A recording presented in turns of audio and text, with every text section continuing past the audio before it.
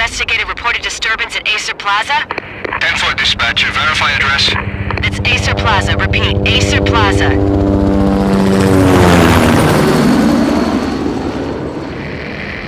Shots fired on the rooftop. An assault in progress at Acer Plaza. Repeat, an assault in progress.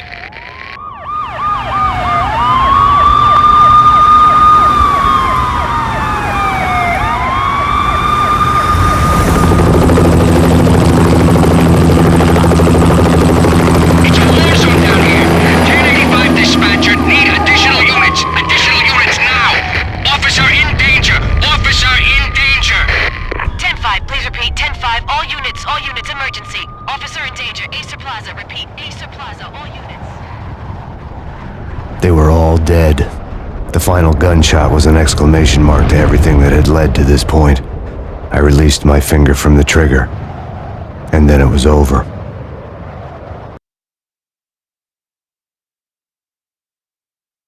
To make any kind of sense of it, I need to go back 3 years. Back to the night the Payne started.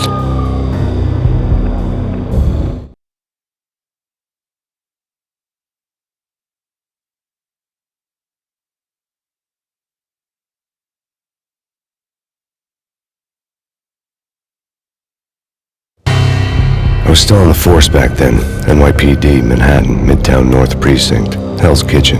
So when are you coming to work for me, Detective Payne? You'd make me work undercover in some hellhole. Sorry, Alex. Michelle and the baby come first. See? My last smoke. It's bad for the baby. That's you, Max. A regular Boy Scout.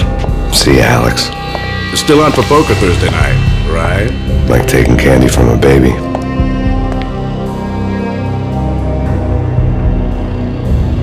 Life was good. The sun setting on a sweet summer's day, the smell of freshly mowed lawns, the sounds of children playing, a house across the river on the Jersey side, beautiful wife and a baby girl. The American dream come true. Honey, I'm home. But dreams have a nasty habit of going bad when you're not looking. The sun went down with practiced bravado. Twilight crawled across the sky, laden with foreboding.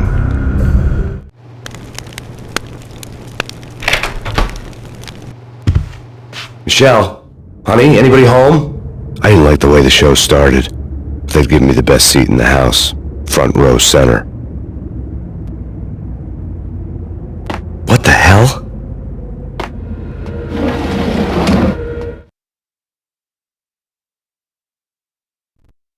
Something ugly had been tattooed on the wall. A map of things to come. It was a poisoned syringe, a magic tag full of diabolical meanings.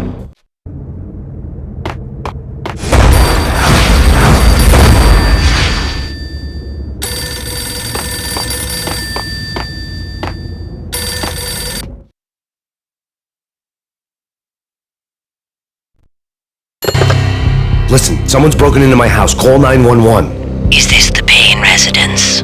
Yes, someone's broken into my house. They're still here. You have to... Good. I'm afraid I cannot help you. Who is this? Hello?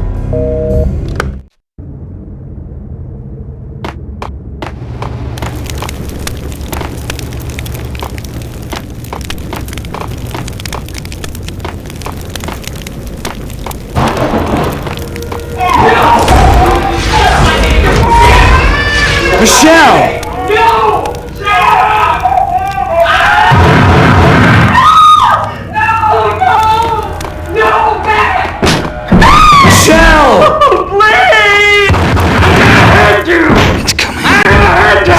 NYPD's drop! I'm gonna hurt you. No, please God, no. The flesh of fallen angels!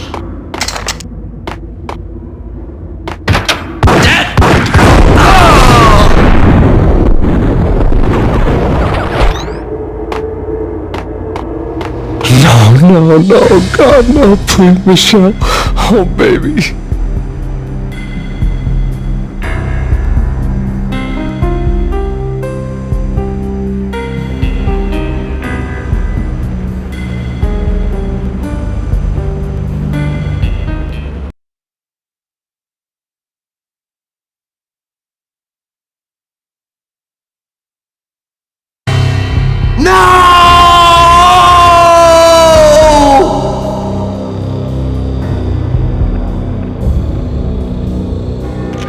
That was 3 years ago.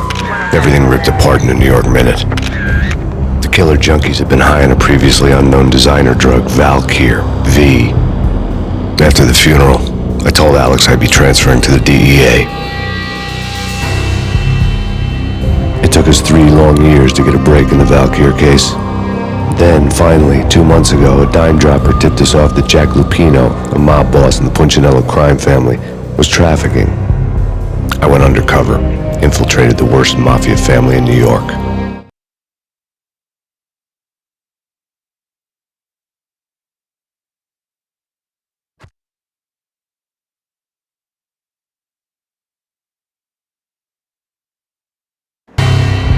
I came in from the cold and the dark.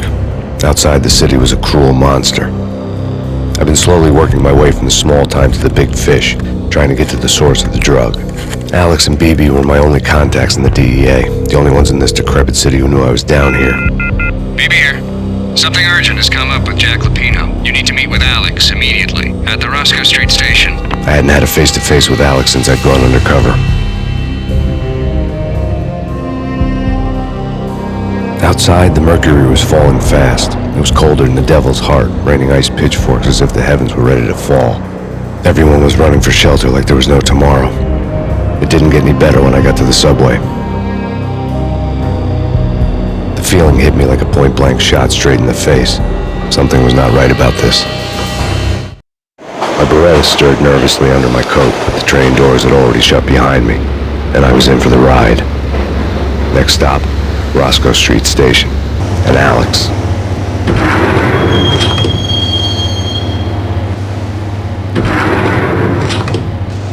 The station was drenched in gloom. Alex was a ghost, nowhere to be seen.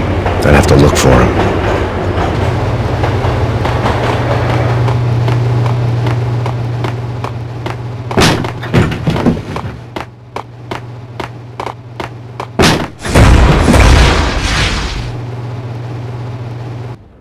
death was in the air at Roscoe Street. I'd have to find Alex fast.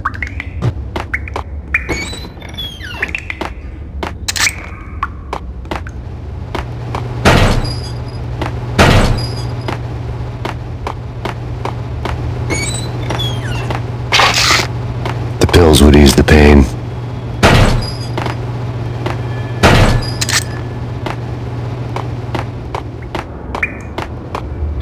Wasn't Jake supposed to take care of this? He and Mickey are having too much fun taking care of the cop up there. What's the plan? Simple. Gun down every mother-loving bastard that gets off the train. Sweet. Didn't the train go already? No idea. Let's just wait and see.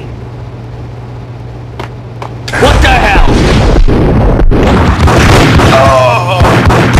Ah!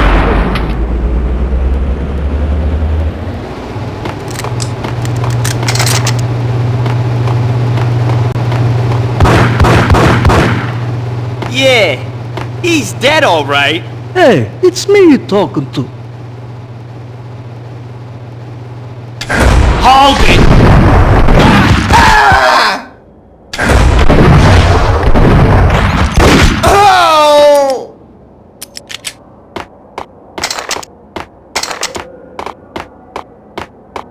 Yo guys, hey, we're getting around. You hear me? What is this, a joke? Hey! Anybody? Answer me! Damn! Oh! Ah!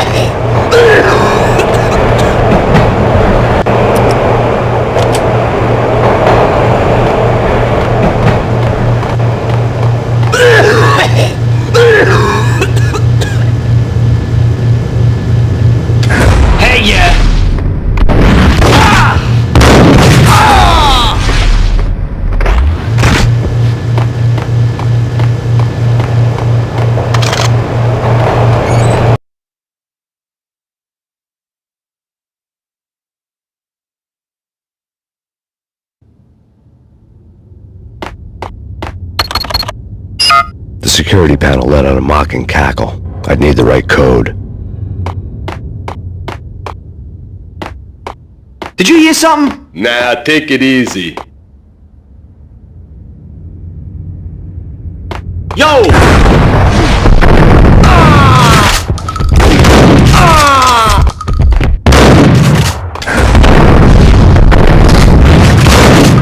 for Alex, I had ended up in the middle of a big-time crime operation.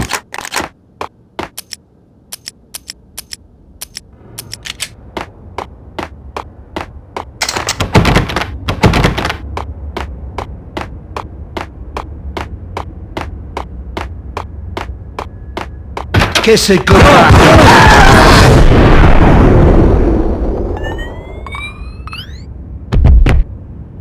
You saved me, man. What's going on here? A massacre. These armed thugs just appeared from nowhere. We need to get help. I can make the call from the control room 1 floor up. Can you take me there? Sure, sounds good. Follow me.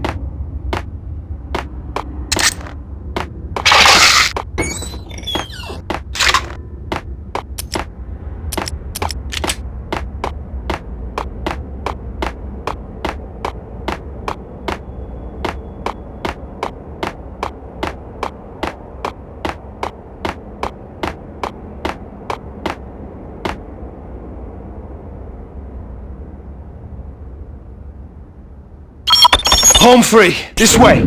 Hey! Look out!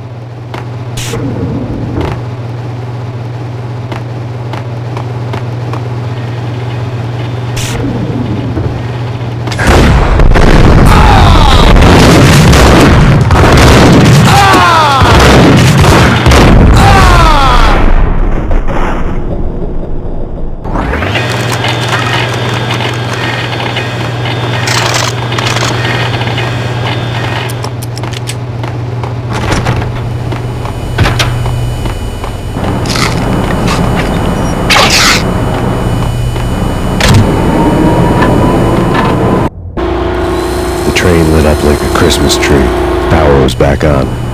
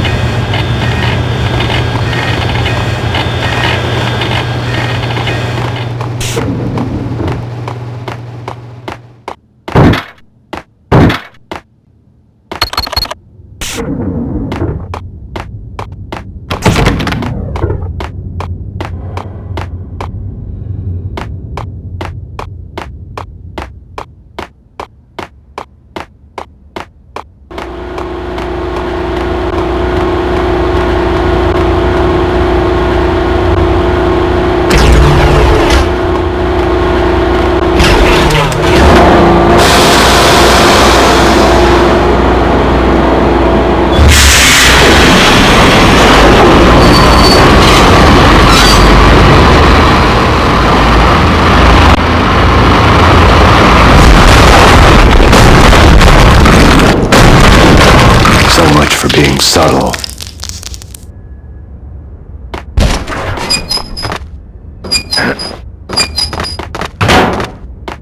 What the hell?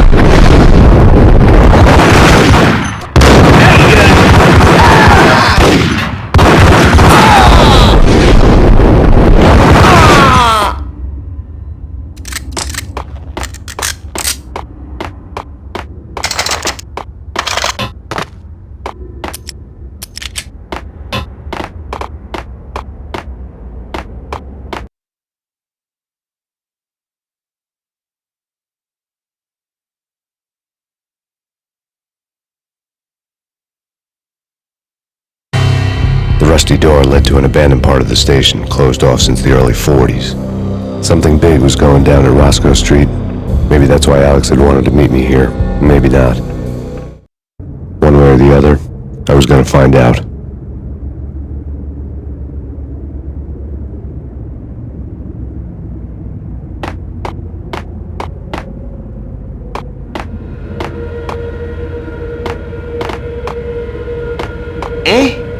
Not... Forget it.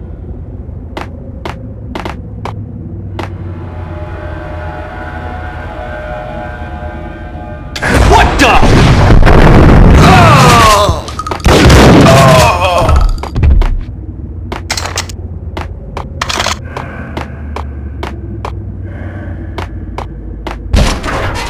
What the?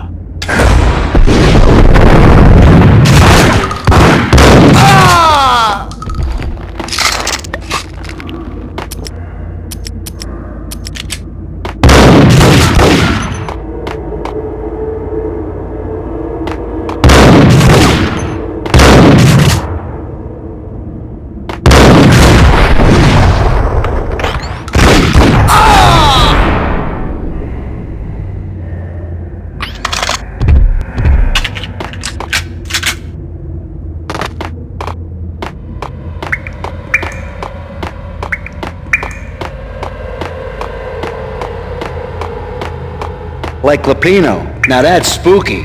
Jack Lapino, yeah, spooky.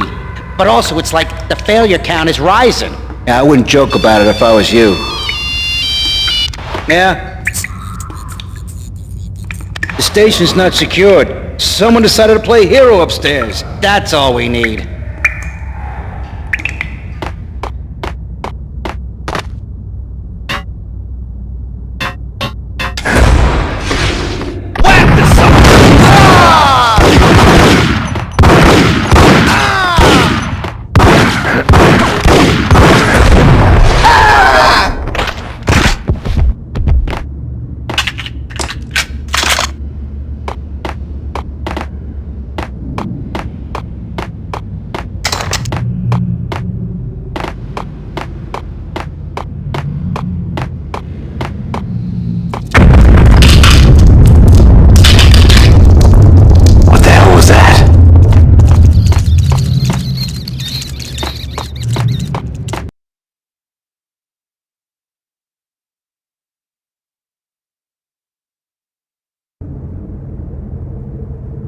All done here. Give me the detonator. What are talking about? The detonator. I thought you'd bring it. You were supposed to bring it.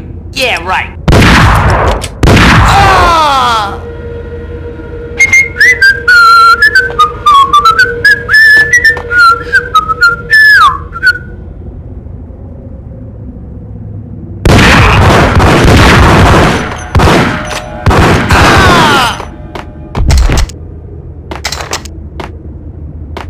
The door had been welded shut ages ago and the bomb was missing a detonator.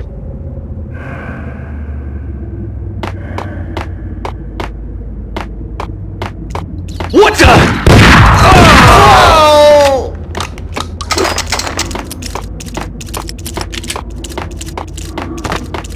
Okay, fellas, the police are on their way. New York's finest are gonna be here soon. So stick to the plan. We've got our own private exit route. In and out, do your thing. Wham bam, thank you, ma'am.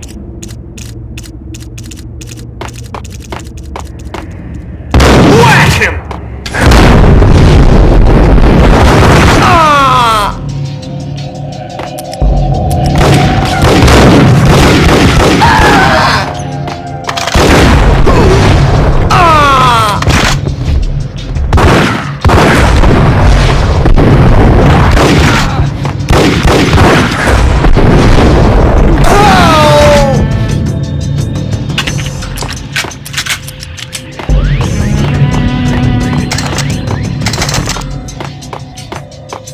What is it?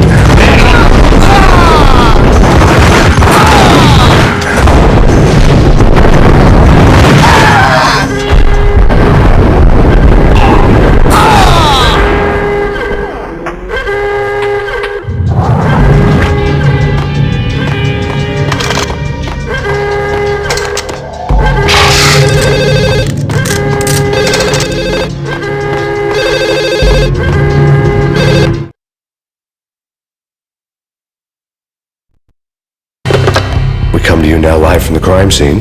Who is this? Right back at you. This is Deputy Chief Jim Bravura from the NYPD. You are to cease your criminal activities and surrender immediately. Sure thing, Jim. Me and the boys have been talking and everyone's real sorry. They'll never do it again. Who the hell is this? Being placed at the scene of a bank robbery wouldn't have tipped the odds in my favor.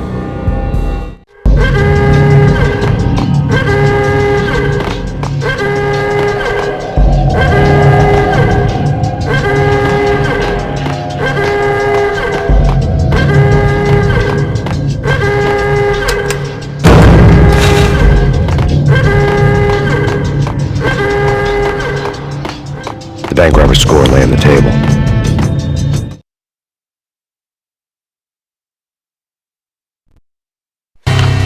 The bank robbers have been after Acer Corporation bonds. The Acer success story had recently been on every channel and on the cover of every magazine.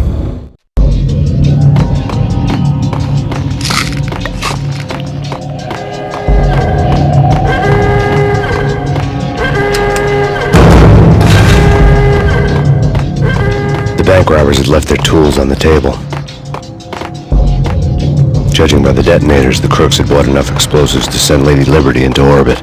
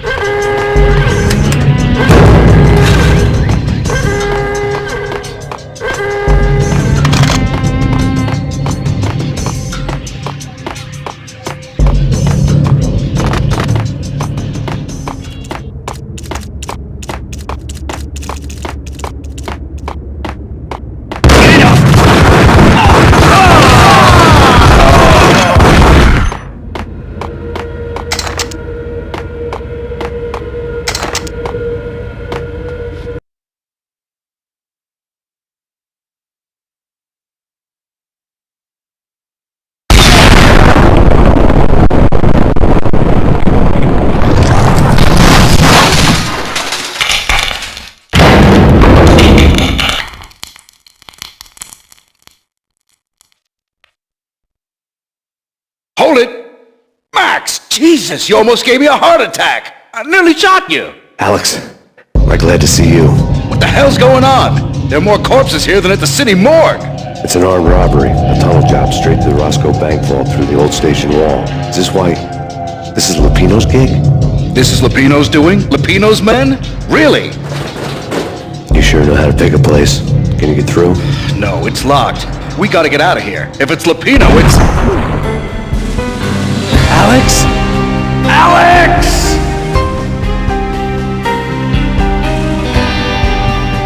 There was nothing I could do. He was dead. I could tell by the empty, accusing stare of his eyes. I saw him!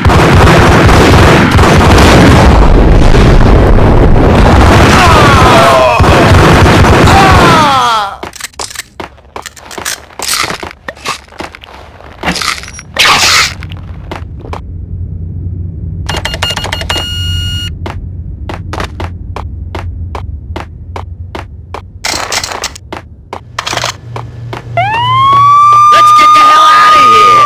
You'll be fine. Just take it easy. I'm allergic to sirens! We gotta get moving! Shut up, okay?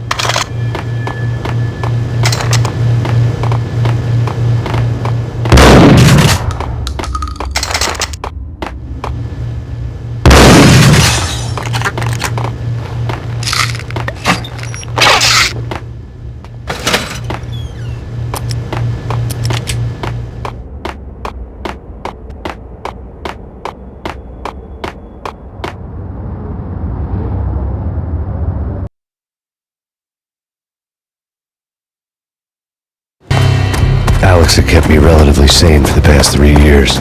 Now I didn't know how I felt. Somehow he had stumbled upon something big and ended up stepping on Jack Lupino's toes.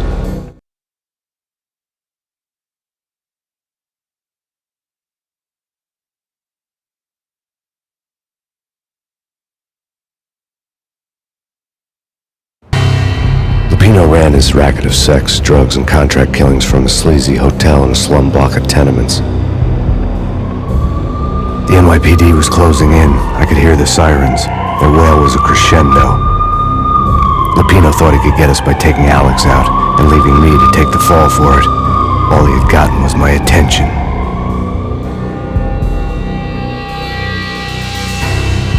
I went for the hotel first. It was a sad old thing with flickering lamps and faded colors, cheap mobster punks and tired-eyed prostitutes. I walked straight in, playing at Bogart, like I'd done 100 times before. The place was run by a couple of murdering mobsters with shark smiles. The Finito brothers. Ladies and gentlemen, it's the pain in the butt. Pain to the max. You're killing me. Did you make that up yourselves, or you get some wino downstairs to come up with it?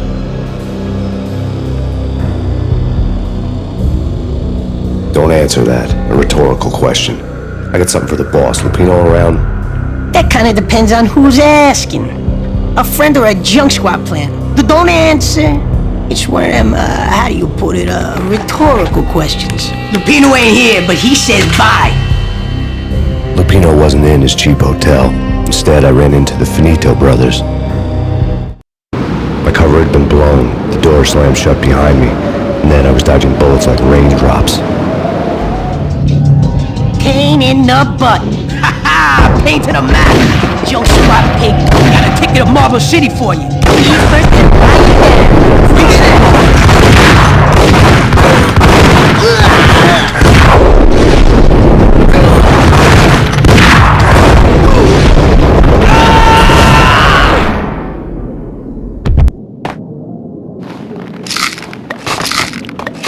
A letter on the desk caught my eye. Bosses! Everything all right? Bosses! Joey! Vigilio! You all right in there?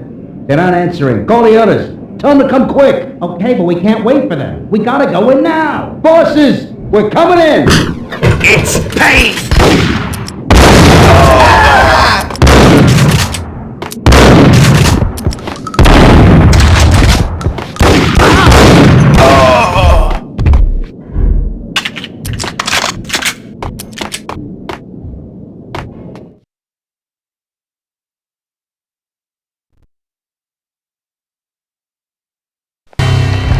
I had met Lupino only once. The gangster ran all his rackets through his right-hand man, Vinny Gagniti. Gagniti was a high-strung whiner on the verge of breaking apart, like an overamped Energizer bunny. He had the brains to run the business, but he lacked the balls, always falling short, taking his frustration out on underage addicts and call girls. The V deal goes down at your hotel. Jack's exact words, quote, "Vinny, you're in charge of this one," unquote. Rico Muerte's coming to see it through. Anything goes wrong and everybody's gonna get dead. Goes double for you. Treat this guy real good. Anything he wants, you give him. Don't screw this up or you're finito, finitos. A V deal meant added security, locked doors, and lots of nervous thugs with itchy trigger fingers. I'd seen nothing coming in, but that didn't mean it hadn't been there. Rico Muerte was a regular Kaiser Soze, a spook story told to keep the apes in line. 313. The Finitos had scribbled Muerte's room number on the note's margin.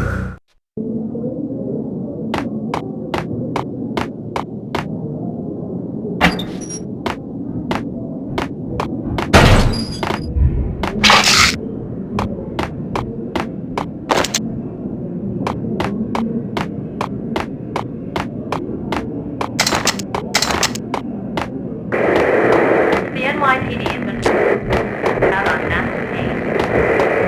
Killer storm. See Chief Jim Rivera. Take whatever. In his press conference today, the mayor stated that Valkyr represents a clear danger to New York and called for drastic actions to eliminate the problem. On today's top story, the Valkyr crisis worsens with the murder of DEA Special Agent Alex Balder. Special Agent Balder had been shot repeatedly from a point-blank range. The gunman has been identified as Max Payne. The noose is sure to tighten around this fugitive criminal as more NYPD units join the search to apprehend him. I had just gotten my 15 minutes of fame.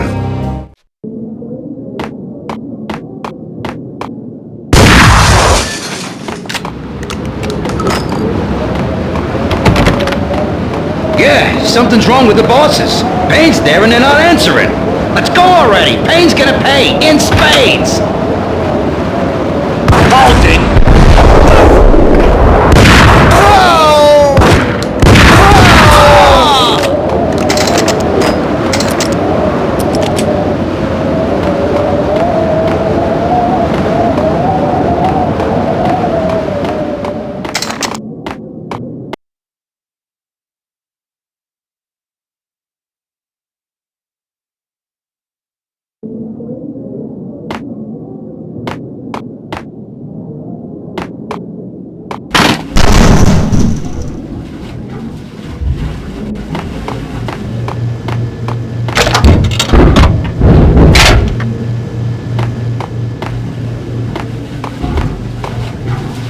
Yo!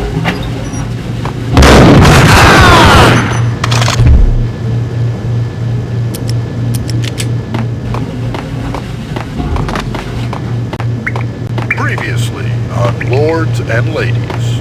Lady Amelia, Marquis Valentine asks for an audience. Thank you, Lawrence. My lady. My lord? And now, an all-new episode of Lords and Ladies, brought to you in part by Acer Corporation.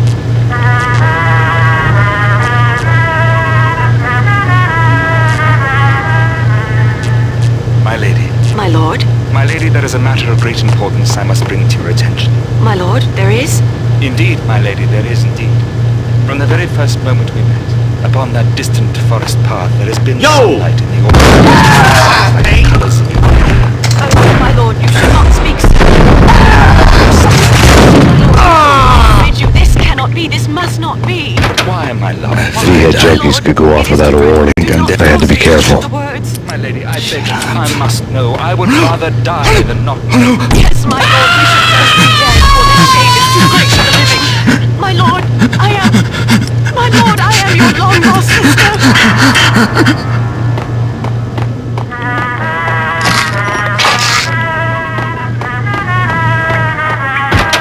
There he is!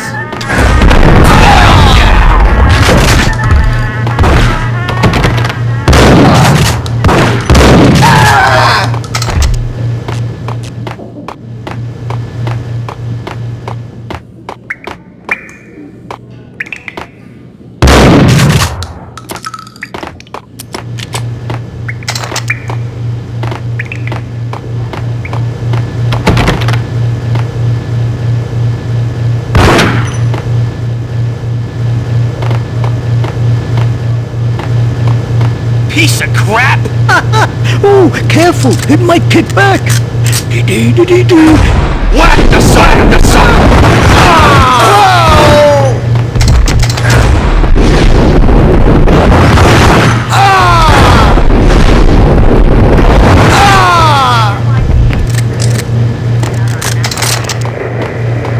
Killer storm.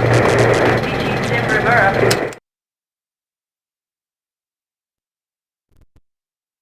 Tonight, the city's fight against the nightmare drug Valkyr took a turn for the worse, as DEA Special Agent Alex Balder was found brutally slain at the Roscoe Street subway station.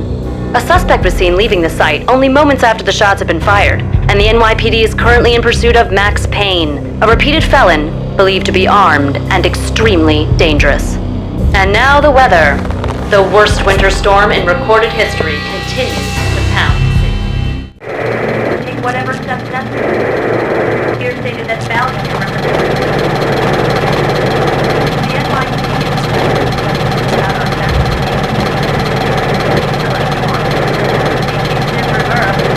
Saturday. This party had been dead for a while.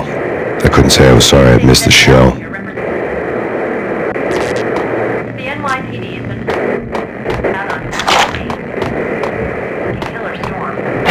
Chief Jim Rivera. Take whatever steps necessary. Here stated that Valkyr represents the NYPD has been out on Saturday. Killer storm. Take whatever steps necessary. Here stated that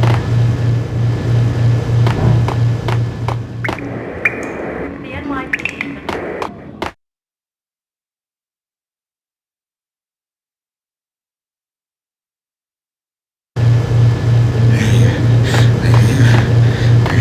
Get away. Get away.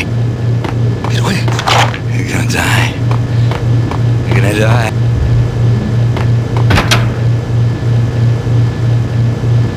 Whack the sucker!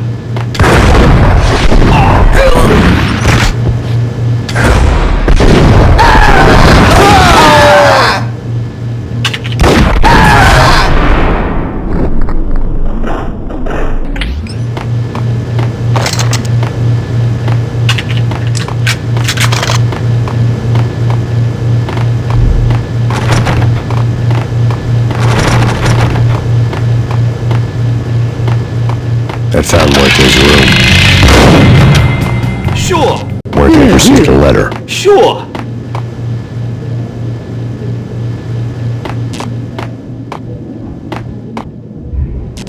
Isa!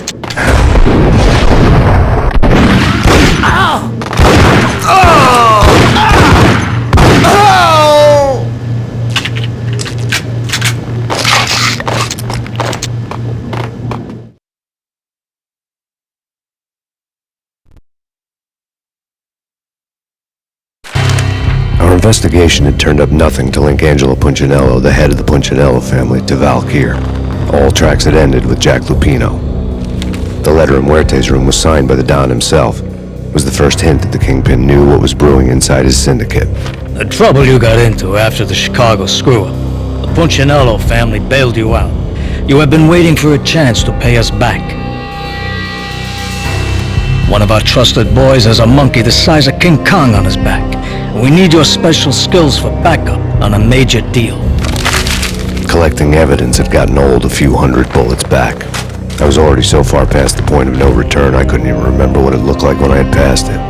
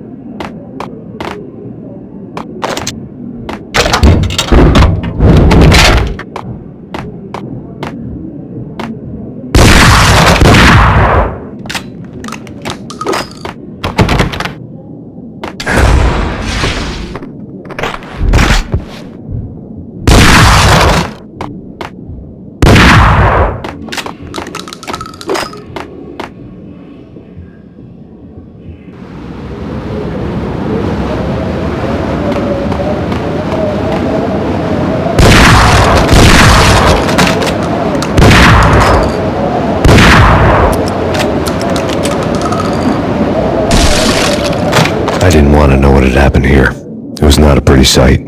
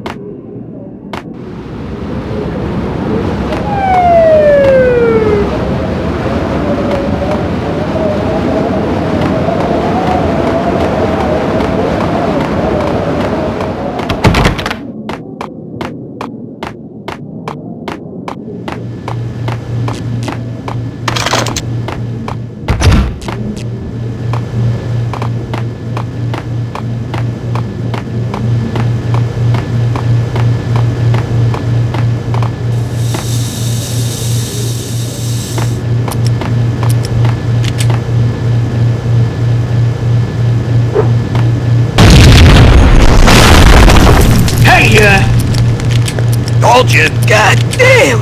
I thought it was a bomb for sure. Nah, the Russian wouldn't dare. This has been waiting to happen. I thought it was a bomb. What the?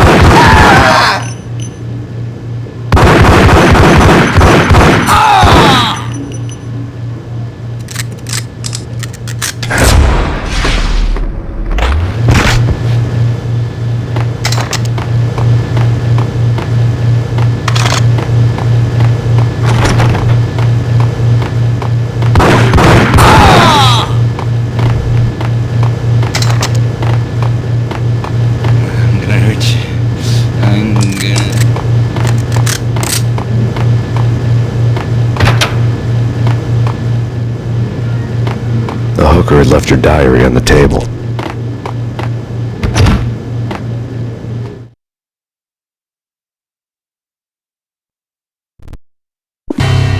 The diary belonged to a hooker named Candy Dawn. The read would have made a vice cop blush. Had talks with the mystery hag over the phone again. Sent her the latest One-Eyed Alfred tape. As long as the hag keeps paying for the tapes, the old man could come every day for all I care. She had a nice sideline, making secret X-rated flicks of her clients and selling them to the highest bidder. They would get her killed if her V-fix for the day didn't do it first.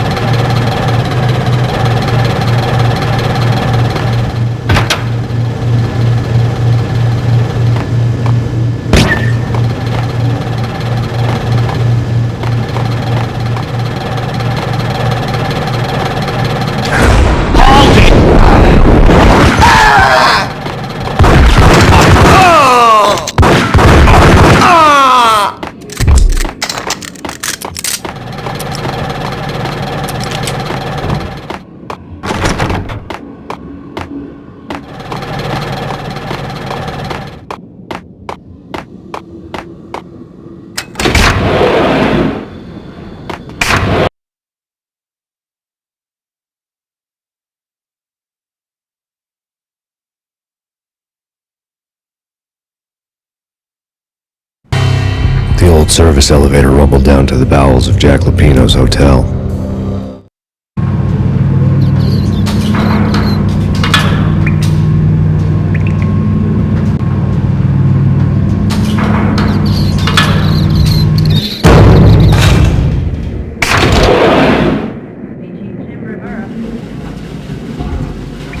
It was freaking crazy. The cops were doing a full-scale siege next door. More traffic than rush hour. I mean, bleeding bastards running back and forth, Ronnie and Jimbo to throat. And in the middle of all this, there we were. I didn't give a damn. Just going with the flow. So what happened? Nothing happened. We got the explosives, dumped the cargo, we were home free. Jesus. The NYPD is... There!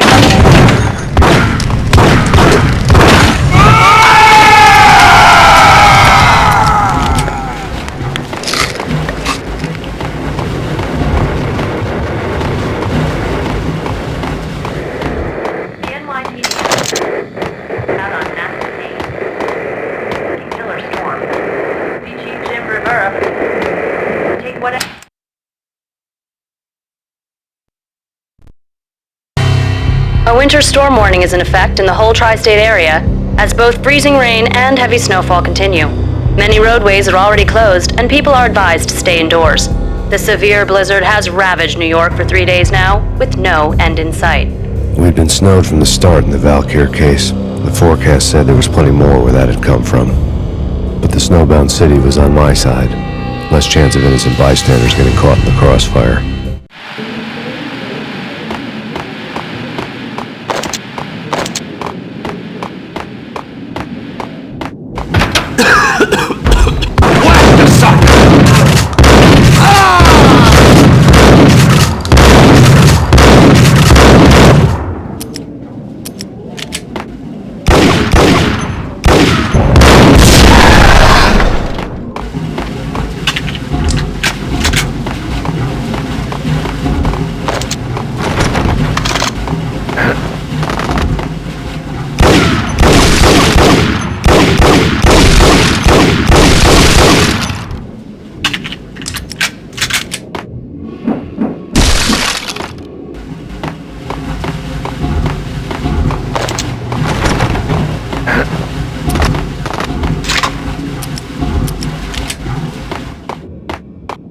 Hey!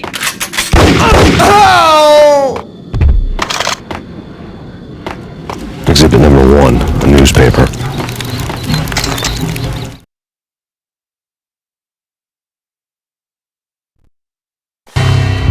A dead man tied to a chair lay on the boiler room floor.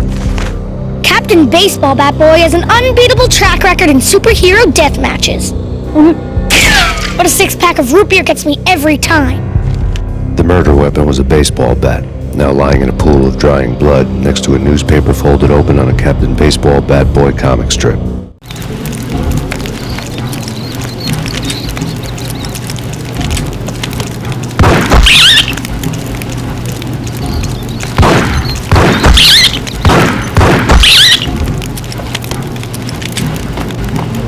Take vampire movies. Why are they always set in LA or Mexico? They can't even get a tan.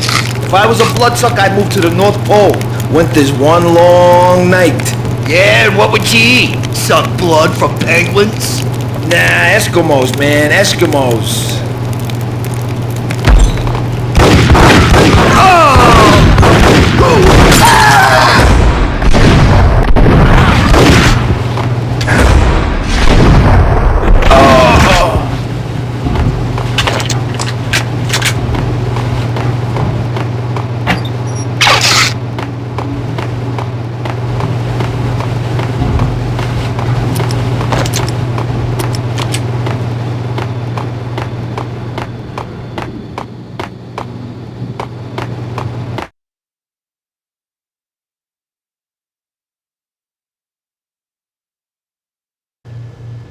Chill with the guns. Trust me, you don't want to piss Muerte off. Gentlemen, let's do business. Green for green. Cheers at green-eyed angels. Amen.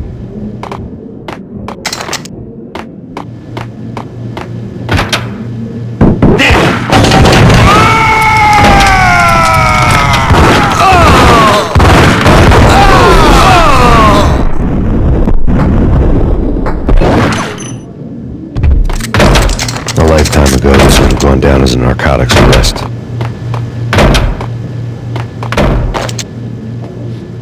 It was dirty money. The transparent cylinders glowed green, full of Valkyr.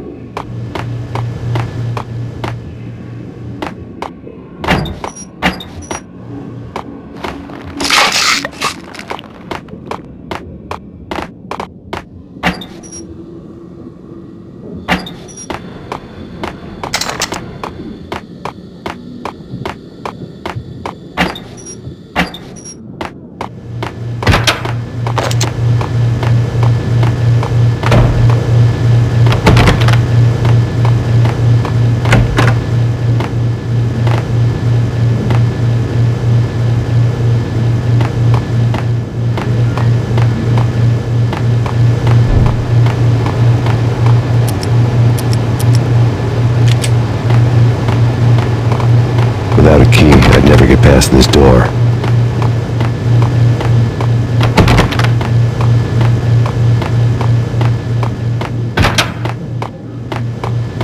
There's a key on the table.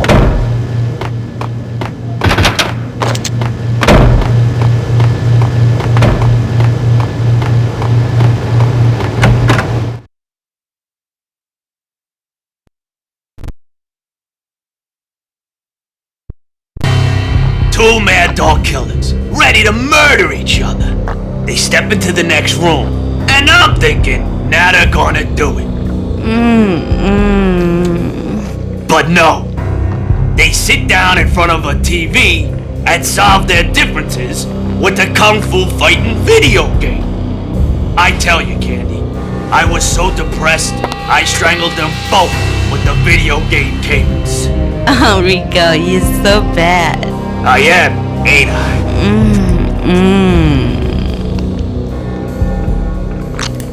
I? Rico Muerte, big-time hustler. Who the hell? It's that cop. Muerte went for his gun. Crap.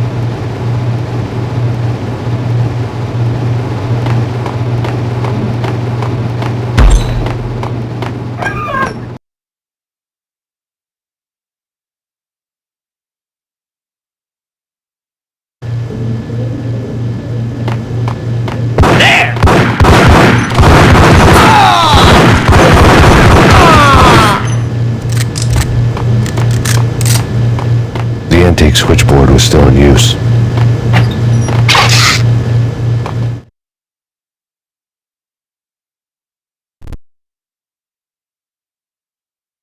There was an old telephone switchboard in the back room of the reception area, the kind that made phone tapping child's play. It wasn't hard to picture a fat pimp sweating with headphones on, listening to his hookers talk dirty and fake orgasms over a web of party lines, the blood veins of New York. Right now, there was a different set of moans and groans going on. Boss, Cornelia, this is Max Payne. He came, started capping us. He killed him. Are you freaking kidding me? He's just one lousy cop. You better be freaking kidding me. Whack him. What's the freaking problem? Hello? Answer me. Hello? The word was out. A deadly virus released into the city's corrupt circulatory system. Something wicked this way comes. Max Payne at large.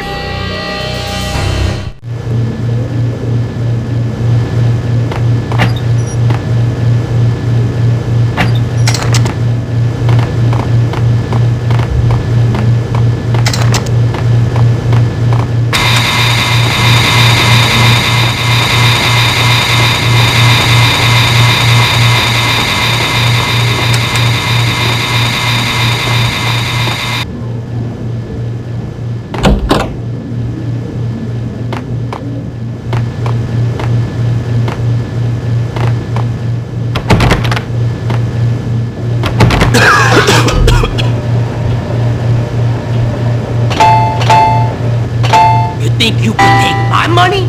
You know who you're dealing with? Huh? Do you? Do you?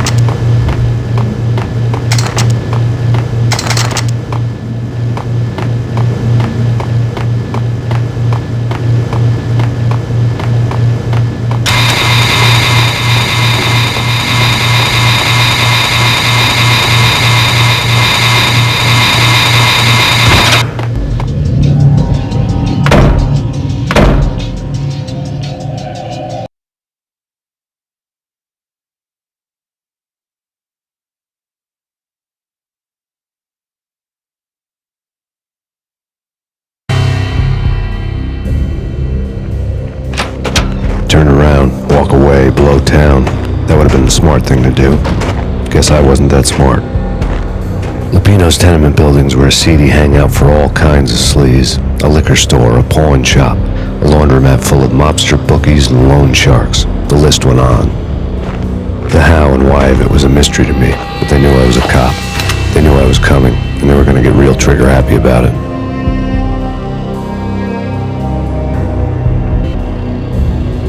I got to see Lupino's hangout all lit up. A bomb went off, turning snow into liquid gold. A pillar of fire lifted the remains of a car straight up into the air. The flames were highlighted on the hood of a black Mercedes-Benz as it coasted down the street real slow, as if the driver didn't have a worry in the world. I got a good look at the man riding shotgun. It was Vladimir, the head of the local Russian mob, the fly in Don Punchinello's soup. The ringing in my ears was the sound of a mob war being waged.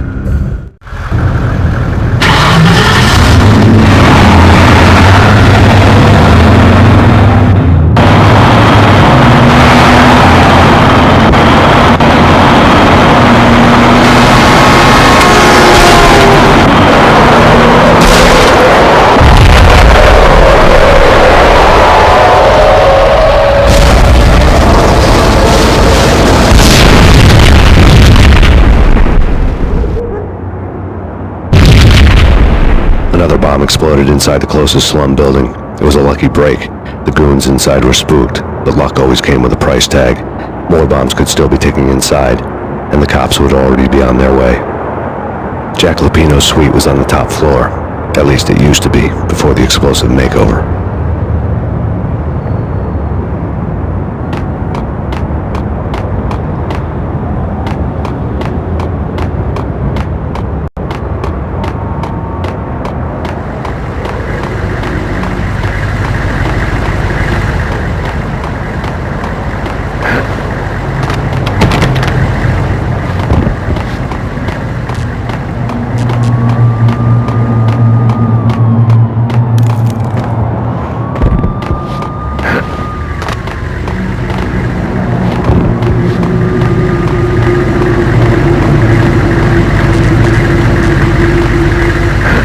Or a depressing read.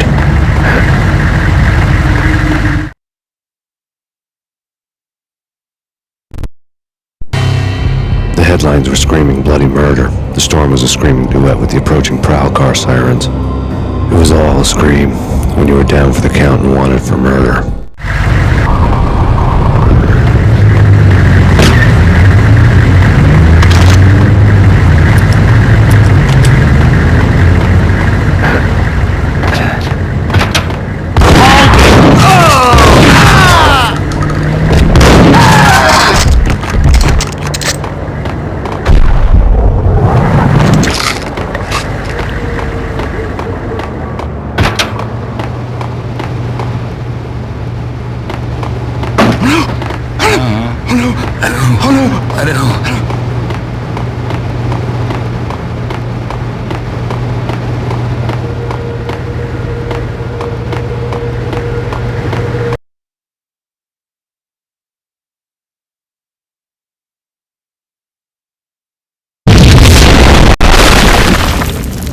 The whole building was rigged with explosives.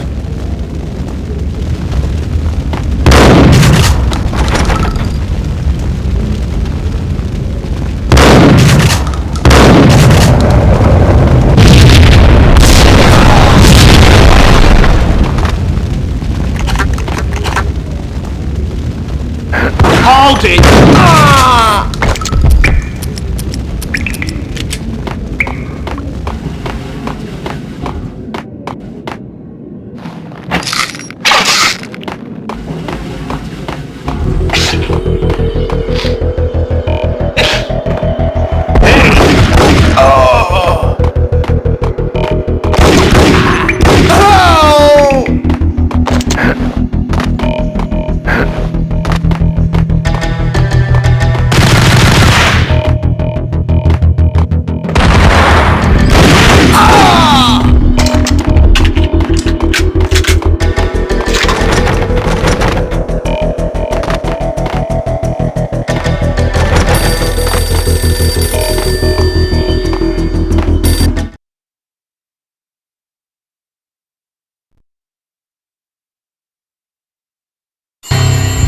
beaten-up phone in the entrance hall was ringing.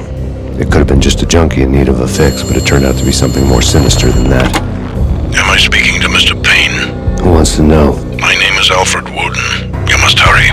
The police are on their way. Tell me something I don't know. They know you're there. How?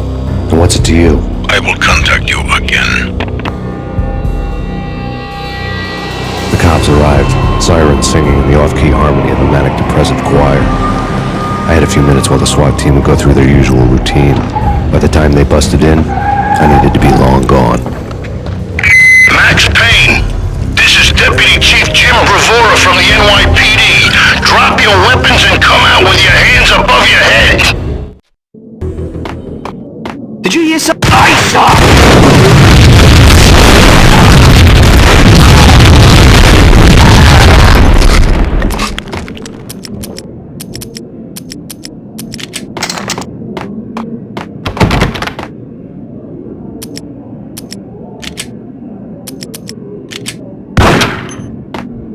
Someone had left a letter on the counter.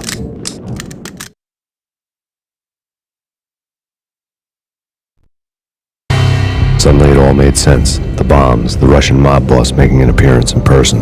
Gognidy was his usual self, all talk and no walk. After our hit, the Russian has only a couple of guns left and they can be bought. There's no freaking way he has the guts to try anything after that. As it turned out, the Russian had plenty of guts. One thing you could count on, you push a man too far and sooner or later he'd start pushing back. There's a key on the shelf.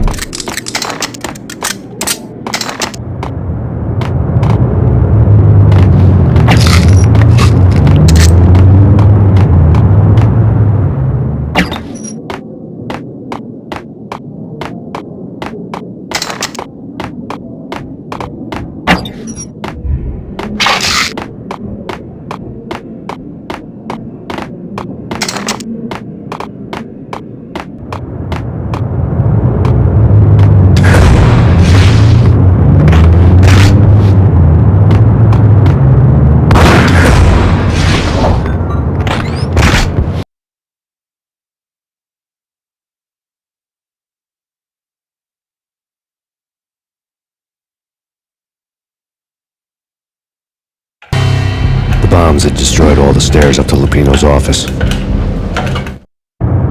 The alternate route led there by way of adjoining rooftops.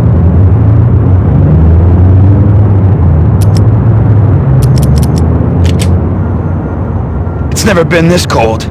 Never ever. It's like the sky's falling. Yes, sir. It's the end of the world as we know it. And I don't feel fine. I don't feel anything. Not a thing. I'm freezing my butt off.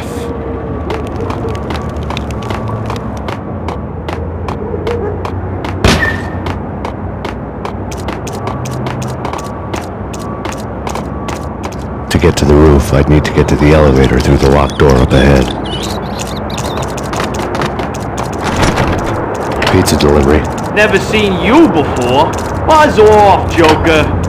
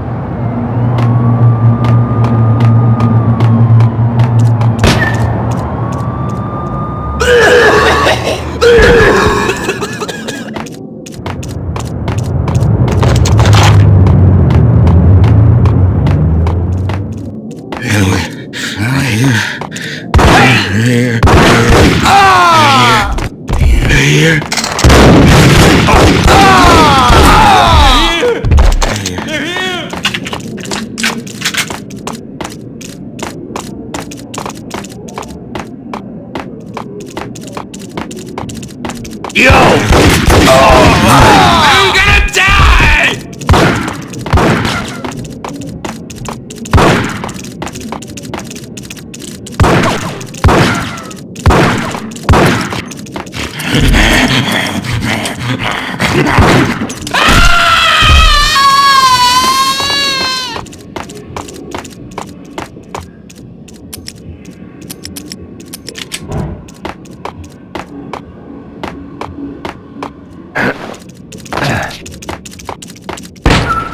No, don't shoot.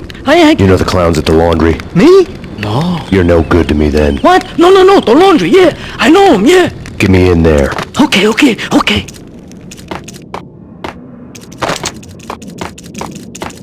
Oh, man. Messy inside. Oh, no.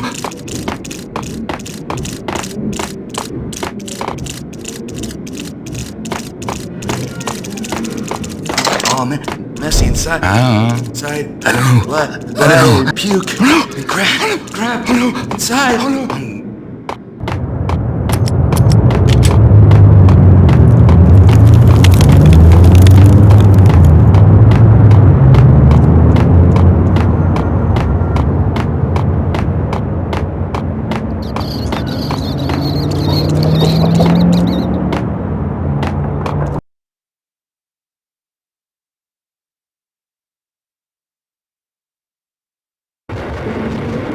It's me. Open up. Let me in, quick. Not so fast. The password. John who? Come on. Oh, okay, John Woo. All right. Come right in. It's a trap!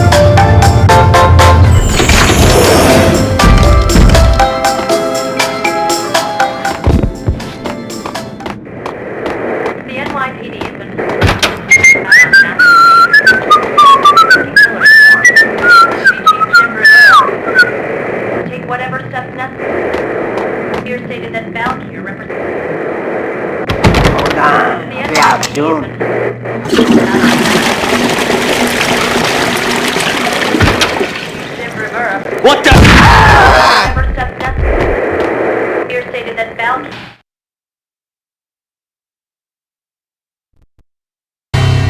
New York City is in crisis tonight, with reports of Valkyr-related gang war in the streets of the Bronx. Apparently, Max Payne, wanted for questioning in connection with the slaying of a DEA special agent earlier tonight, is waging a one-man war against his former partners in crime.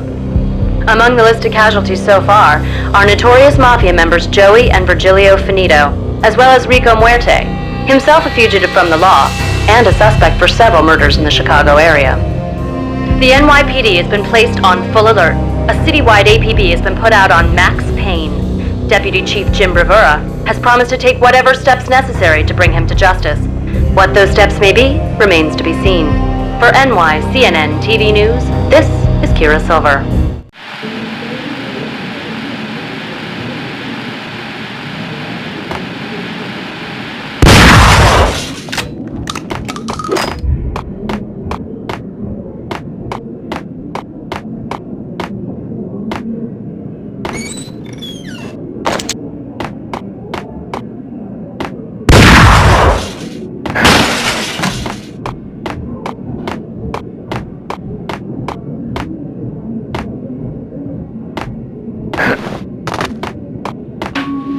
This week on Address Unknown. What the? I was meant to go there. It's the last place I've been. But that's where I always end up anyway. Only, it's not me talking to the pink flamingo, but someone who looks the part down to the finest detail, except that he's evil. I'm hiding in the shadows, watching it all unfold. The flamingo speaks. He can speak here. It says, "There's more content television." that's mirrors are more fun than television. Somehow I know this, just don't ask me how. And I, not me, but my double.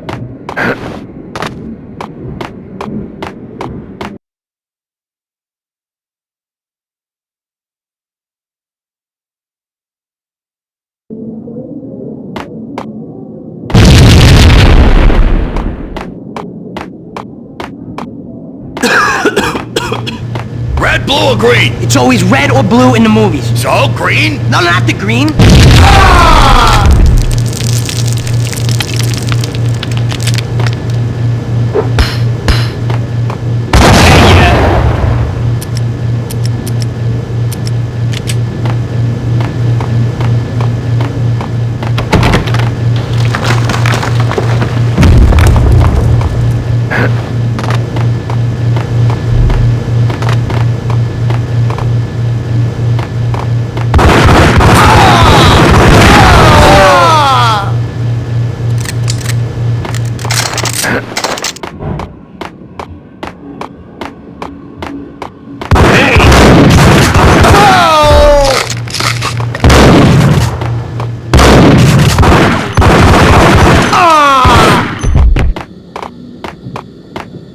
What the hell are you standing around here for? They're bombing us. What are you doing?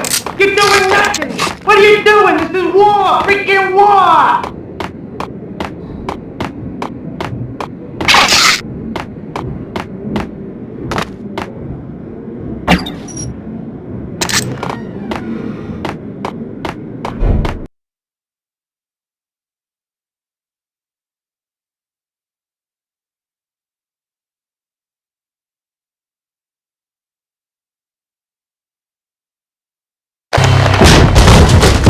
Vinny got needy. Just the man I've been killing to see. Payne? Freaking fed! I knew from day one there was something screwy about you. What do you think you're doing? You're a freaking cop. You ain't got squat on us. You can't just come in here waving your piece like it meant something. Yeah! Oh my God! Oh God, you shot me! Ah! You're dead, Payne! What the hell are you waiting for, you apes? Kill him! Kill him! With pleasure, boss. Got needy bailed. I made like cherry on fat.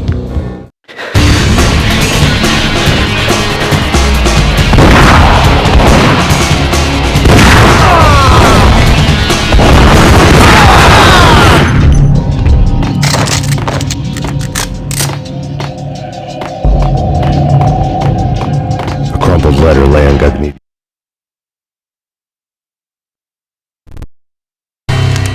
The letter was addressed to Don Punchinello, but Vinny had never had the nerve to finish it. Jack's gone voodoo. Just the other night, he shot Dino because he wanted to see what his brains looked like splattered on the wall. He's a freaking mad dog. We're running out of men and business fast. Gagniti had been living in mortal fear of his boss. Jack Lupino was a psycho. His desk.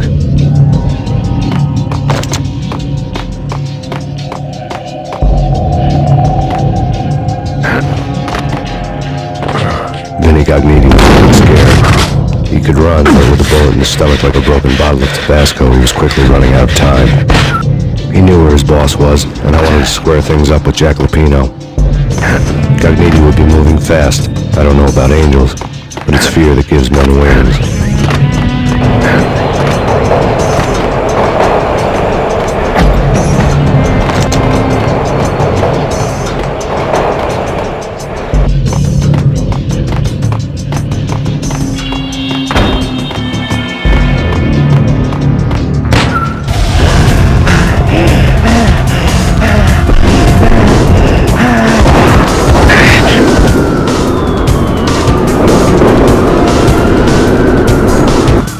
Gagniti hitched a ride. To catch him, I'd have to follow his lead.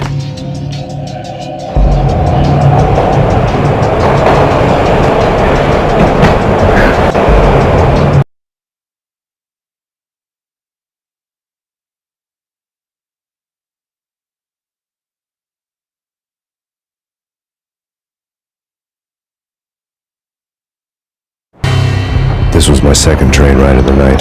The way it started didn't promise anything better than the last one. Freezing wind tearing at my face like sandpaper and razors, ice hard and slick under my hands and feet. And somewhere in the background the wail of sirens, the city howling after me. New York sped by in fast forward. Dark rooftop water towers and a dead forest of antennas and chimneys, all a blur. When the train he was riding slowed down, Gagniti made his move.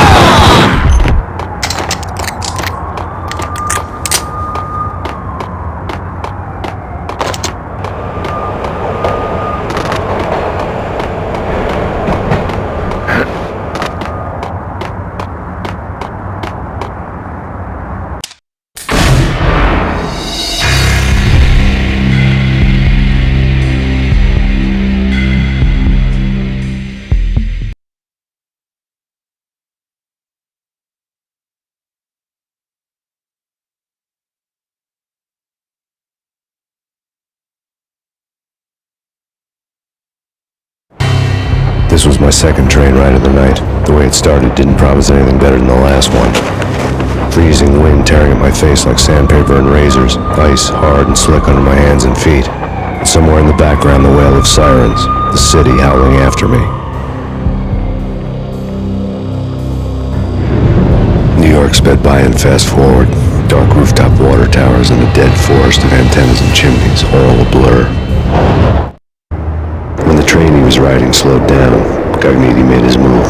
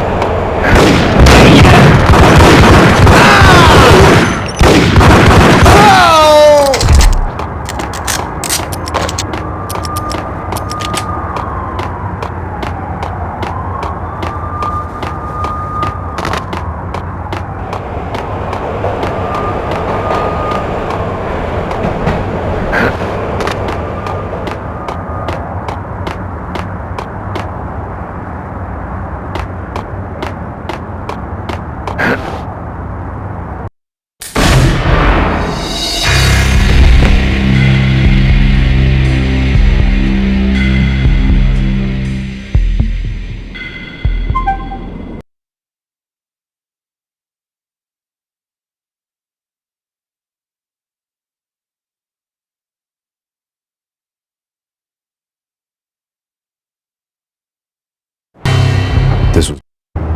When the train he was riding slowed down, Cogniti made his move.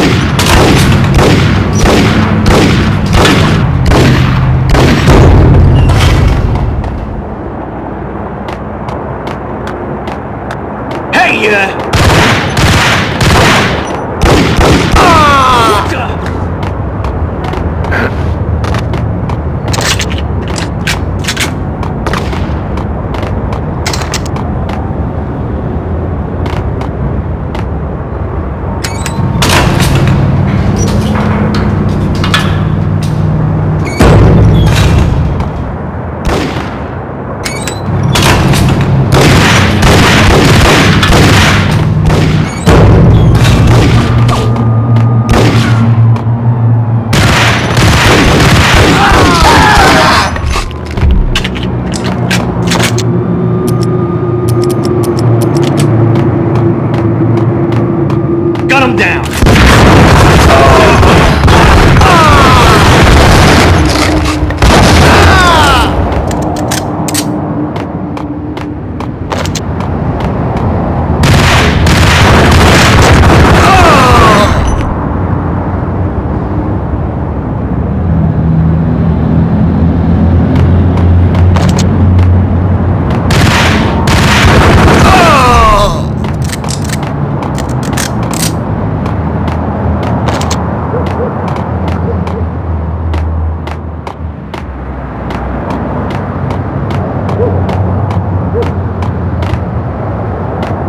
We're gonna be rich! Freaking rich!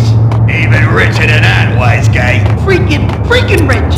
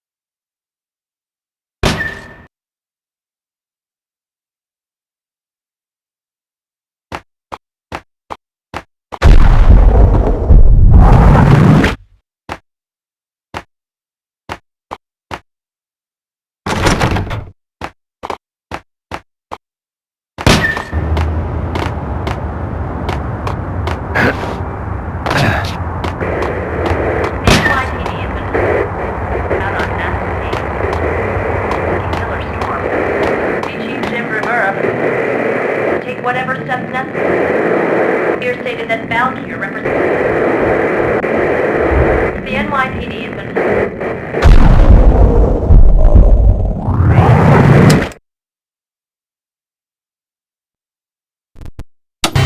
Max Payne has nowhere left to go. We are very close to capturing him. You'll get a full statement then. Right now, I've got better things to do, ma'am. That was Deputy Chief Jim Rivera from the NYPD with no further comment at this time. Apart from his suspicious food habits, I figured Bravura to be one of the good guys. Fate had just dropped us on different sides in this. But when it came to capturing me, he was way out of his league. I had already ditched the cops a couple of rooftops back. For now.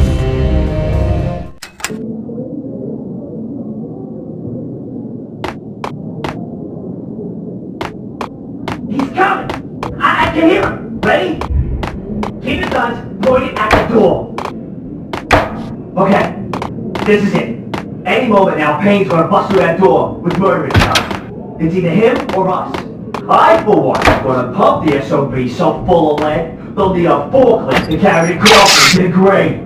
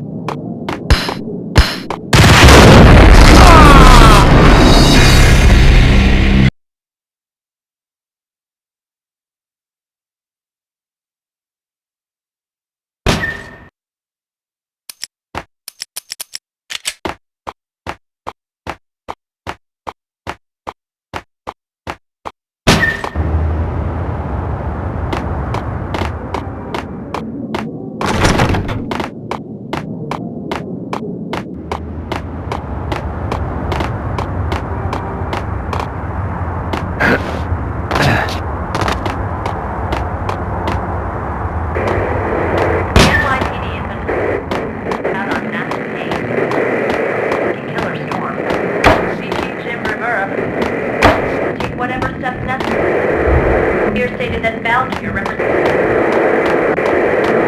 The NYPD has been...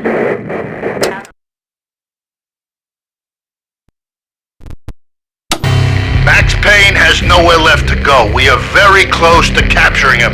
You'll get a full statement then. Right now, I've got better things to do, ma'am. That was Deputy Chief Jim Rivera from the NYPD with no further comment at this time. Apart from his suspicious food habits, I figured Bravura to be one of the good guys. Fate had just dropped us on different sides in this. But when it came to capturing me, he was way out of his league. I had already ditched the cops a couple of rooftops back. For now.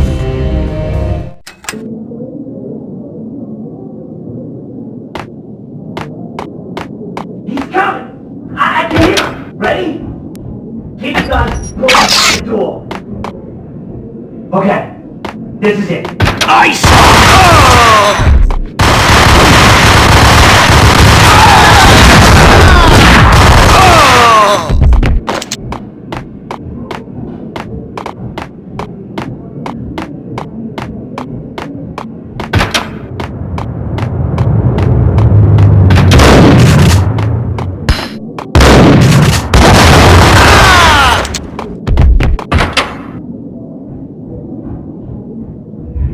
Open, goddammit!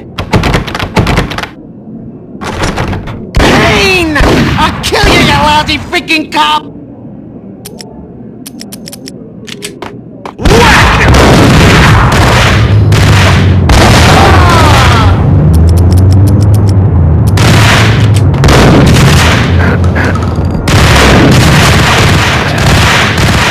There he is!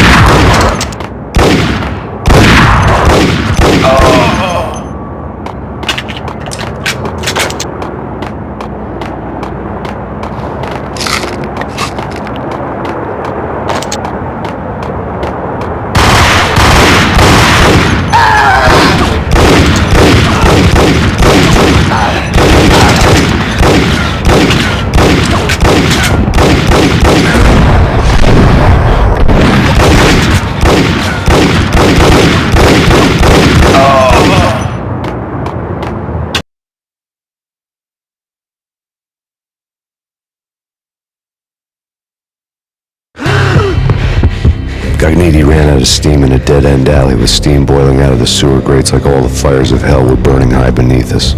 It was shakedown time.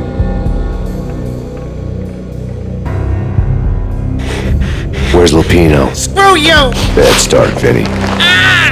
Police brutality! I rate pretty high on that. You can't just hurt me in cold blood? Just keep telling yourself that. Listen good, Candyman.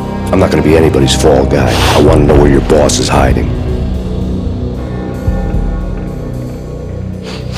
There was no glory in this. I hadn't asked for this crap. Trouble had come to me in big dark swarms. The good and the just were like gold dust in the city. I had no illusions. I was not one of them. I was no hero. Just me and the gun and the crook. My options had decreased to a singular course. I'll tell you, just don't hurt me no more. Lupino's at Ragnarok, the nightclub. Book me, take me, hold me to the freaking jail, just don't hurt me. Your rights will be read at your funeral.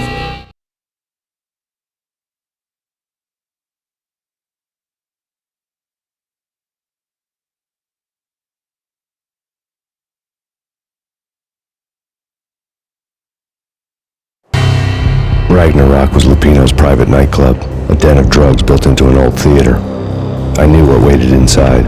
V-head junkies ready to explode in random acts of senseless violence, and Lupino's goon squad, the worst stone-cold killers this side of hell. Ragnarok was as inviting as a headache, flickering and flashing to a machine gun beat. The belly of the nightclub was a gothic theme park that began with bondage games and led to the nasty stuff from there.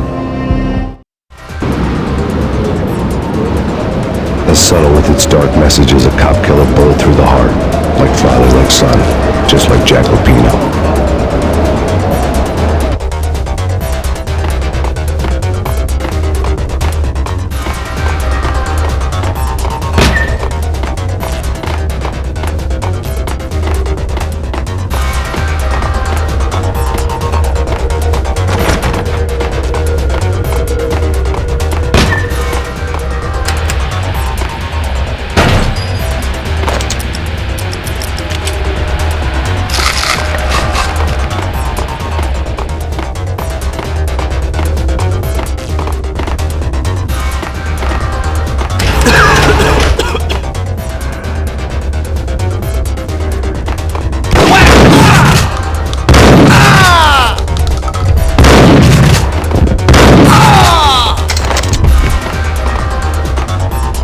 Had never been a bestseller.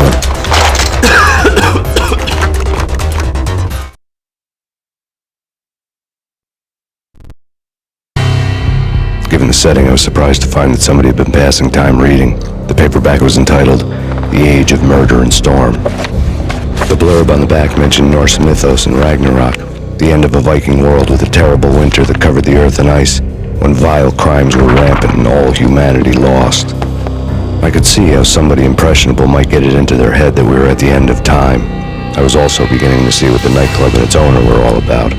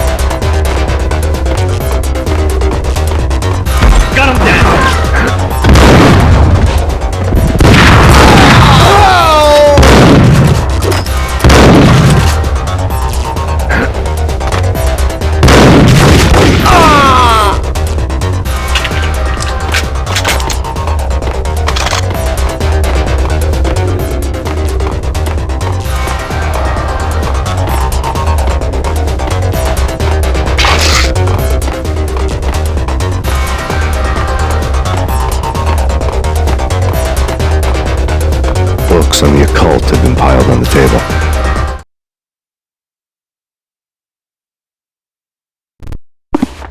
The room was stacked with light reading, such as Necronomicon, Witchcraft, and Paradise Lost.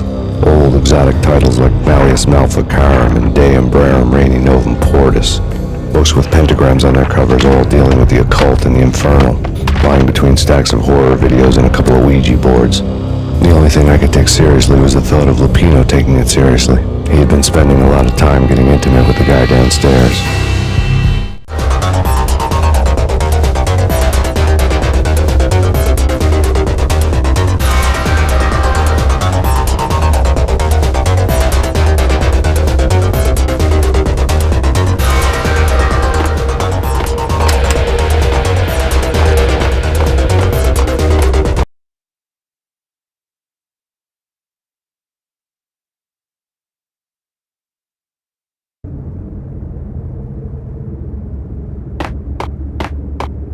What with Dino and all, I wouldn't say anything to his face. He might not... Who knows what he'd do? But somebody's gotta go in there. It's too freaky. All the screaming, I mean. It's been 3 days now. Don't look at me. Hell no, I ain't got no death wish. I'm just saying it gives me the creeps, especially now. It's gone all quiet in there.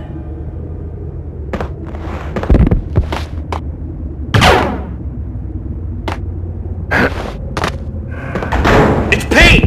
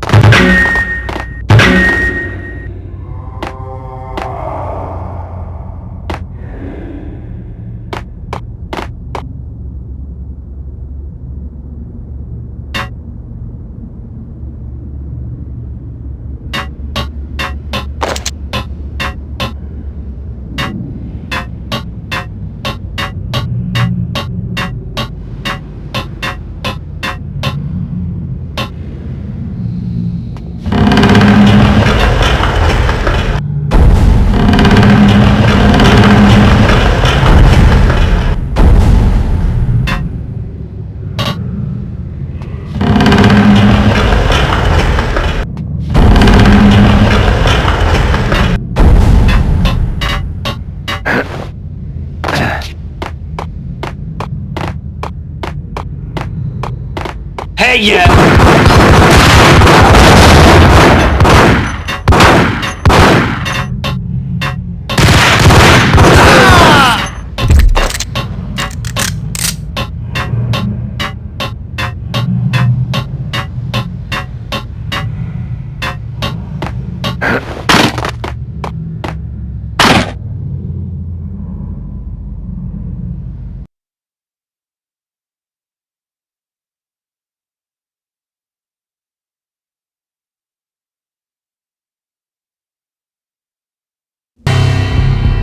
The backstage area led to Lupino's inner sanctum.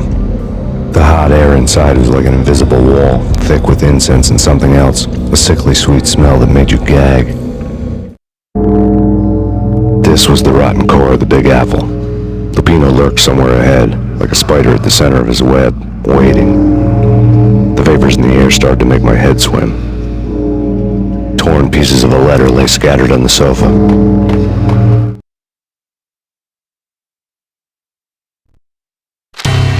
Punchinello had threatened Lupino in writing. The note had been torn to pieces, bloody fingerprints all over them. Don't want you to think that one of my boys is not playing with a full deck. Shape up, Jack. We are running a business here. I'd hate to send the trio to strong-arm you. The trio were the Don's notorious henchmen. It was obvious that Lupino hadn't been intimidated by the threat. Lupino's notes covered the table.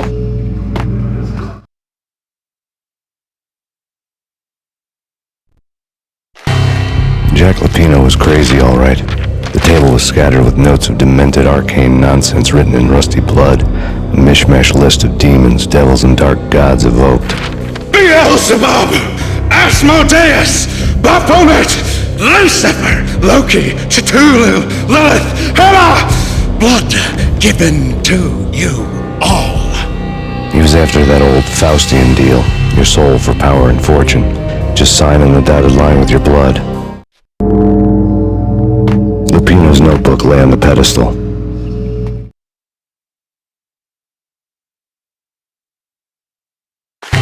Jack Lupino was crazy, all right. Mythic wolves, let loose to devour the sun and the moon. Lupino is the wolf. I'm Mr. Beast, the big bad Fenris wolf. I'm the end of the world man, wearing the flesh of fallen angels. After Y2K, the end of the world had become a cliché. But who was I to talk? A brooding underdog avenger alone against an empire of evil, out to right a grave injustice. Everything was subjective. There were only personal apocalypses. Nothing is a cliché when it's happening to you.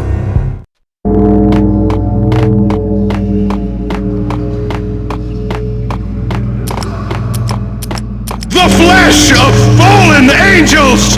Come to me all! Astaroth, Beelzebub, Asmodeus, Baphomet, Lucifer, Loki, Satan, Cthulhu, Lilith, Hela! Blood to you all! Secrets living under the skin of reality. I've seen it. The corruption of flesh. I'm the wolf, yeah! I am the wolf! It's close. It's coming. You have come. A witness to the end of time. It's now! I will rise to her side! I don't need the words!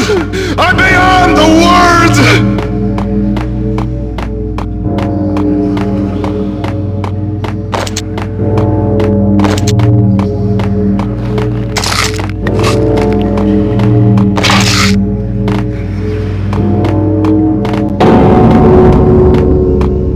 Hold it!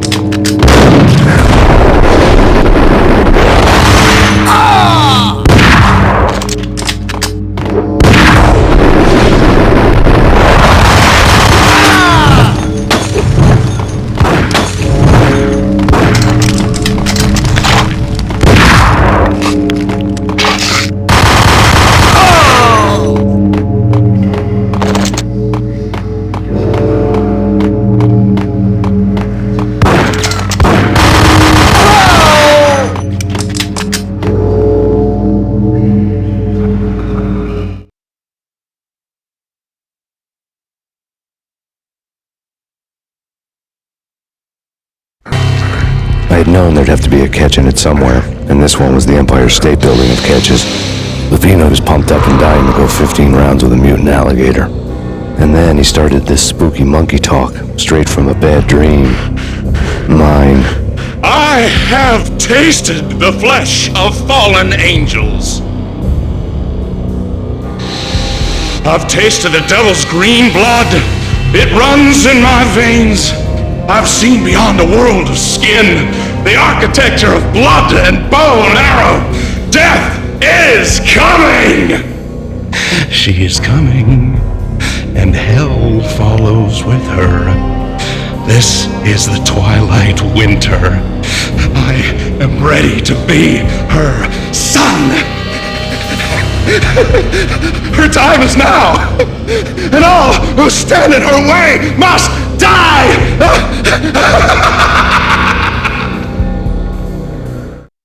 Die! You'll die! You'll die! Now! Oh, die!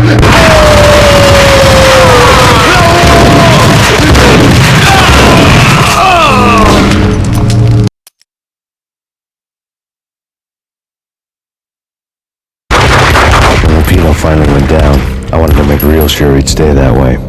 V was a bad monster. Turned them into friggin' zombie demons from outer space. I think he's dead already. Huh? And that's when it happened. But dead or not, you've got the wrong guy. In stepped this knockout femme fatale holding a gun to my face. I returned the favor.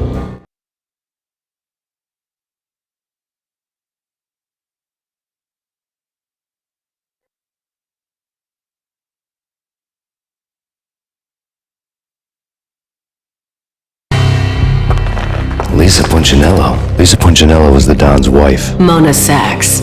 Lisa's evil twin. Your safety's off, evil twin. You might hurt someone with that gun of yours. Lisa's the damsel in distress. I'm the professional.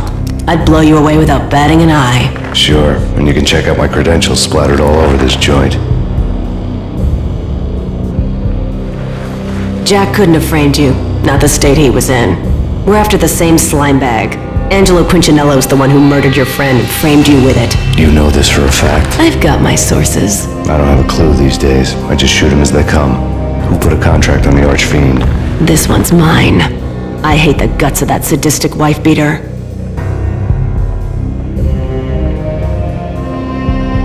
Why not pool our bullets for this one? I thought you'd never ask. My finger was starting to twitch. How do you like your whiskey?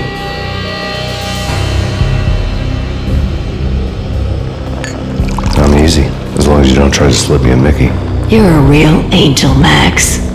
It was good stuff. Tasted sweet as honey going down. Nothing personal. Can't risk you going berserk and getting Lisa killed.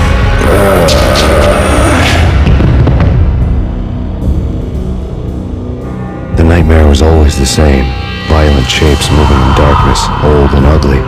The killer's mad laughter was a riddle filled with wicked innuendo. Somewhere, the baby was crying.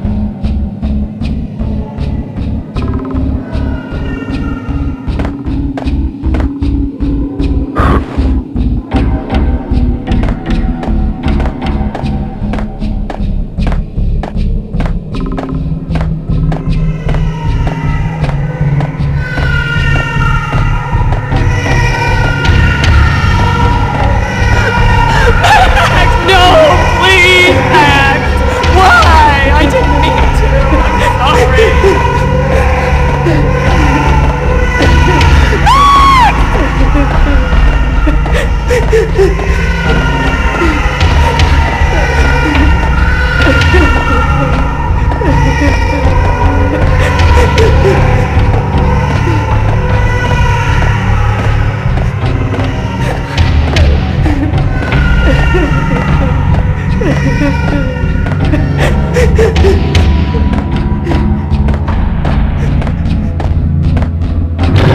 should have known it when we found you snoring next to Lupino's corpse. A comedian, huh?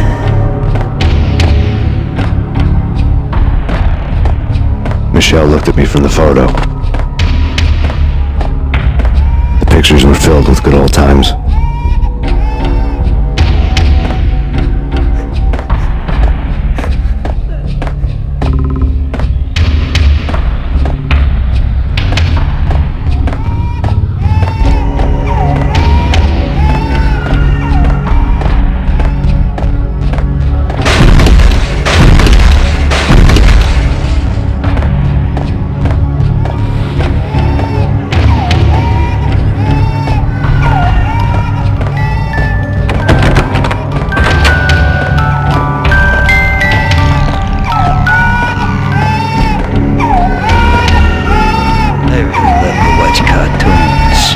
Captain Baseball backwards, my favorite.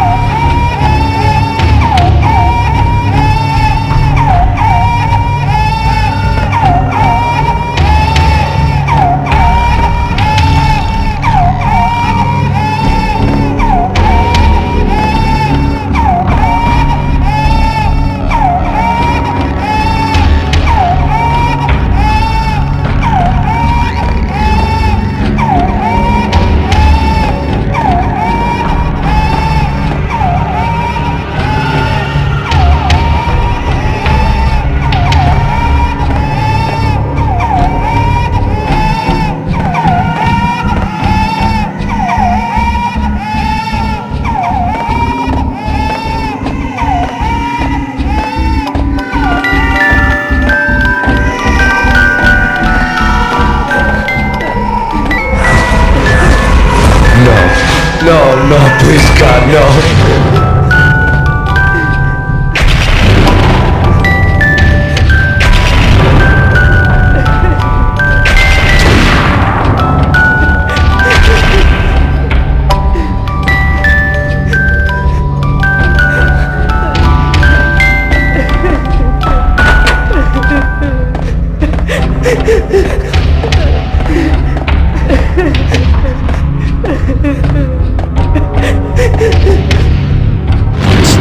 Dice them, shoot them full of holes, blow them to bits, vaporize them, disintegrate them.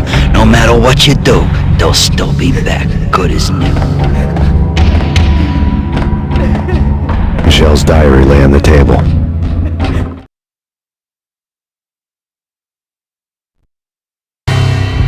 Michelle was working part-time in the district attorney's office. Her diary was open on today's entry, her handwriting all pretty curves. An army dossier found its way to my desk yesterday. Valhalla? Isn't that a Norse myth? Something about Vikings? I tried to tell Max about it, but he was busy, that cute frown on his brow. Guess it's nothing, just a mix-up at the courier service. From now on, I would always find time for her. It was a hollow promise. Too little, too late.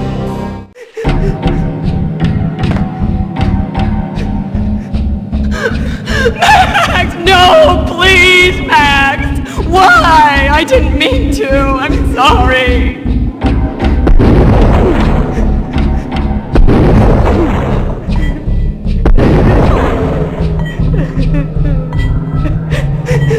Murderer! You killed her! Nothing like that ever happens in the real world.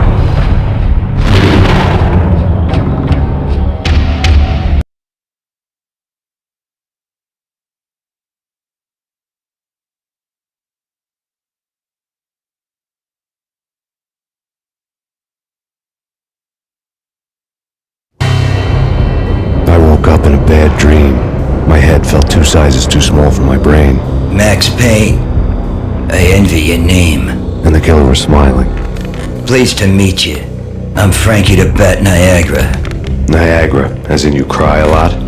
He had a baseball bat and I was tied to a chair. Pissing him off was the smart thing to do.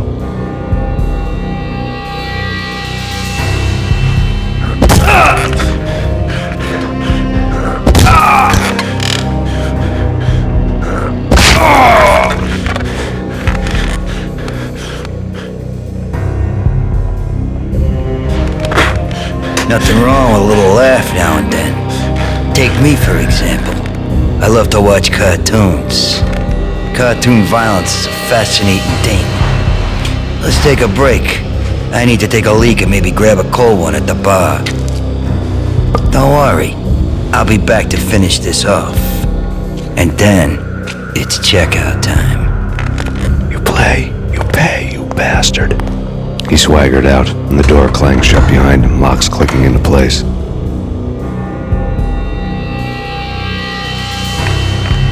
Everyone makes mistakes. Mine hadn't been to crack jokes about the girl with the bat. He'd have cracked my skull regardless. It hadn't even been to trust a girl with a gun. I had blindly gone after the first bad guy on my hit list when I should have been aiming further up the ladder, at the head of the Punchinello family. I couldn't bring myself to be pissed at Mona. Guess I had a soft spot for her pretty face.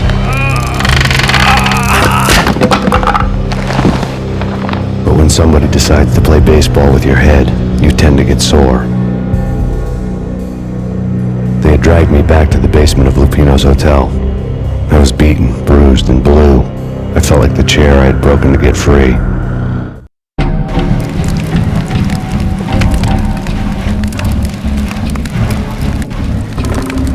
All I had was Niagara's bat, sticky with my own blood. Without a gun, I'd be no match for Frankie's men. I'd have to play hide and seek with them.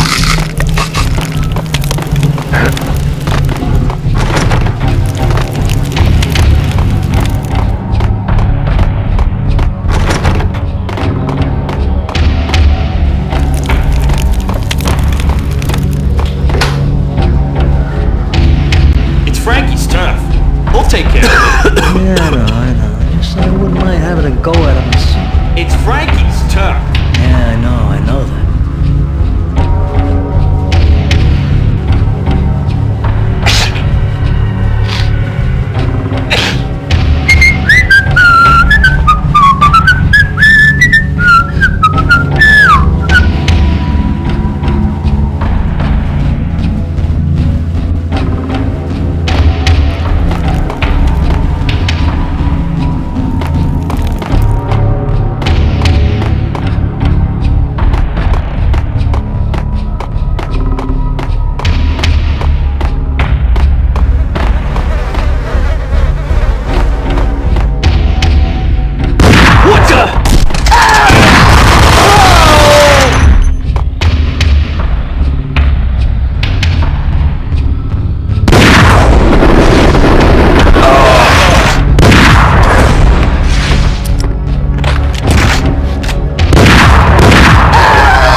What the?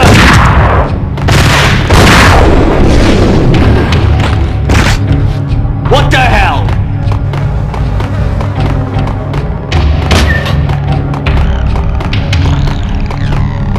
Yo!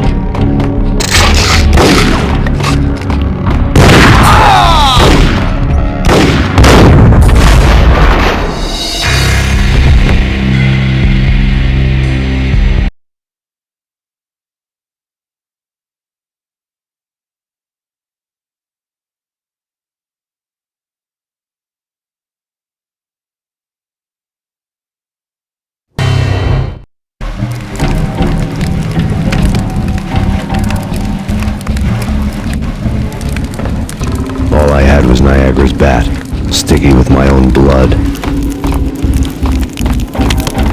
Without a gun, I'd be no match for Frankie's men. I'd have to play hide and seek with them.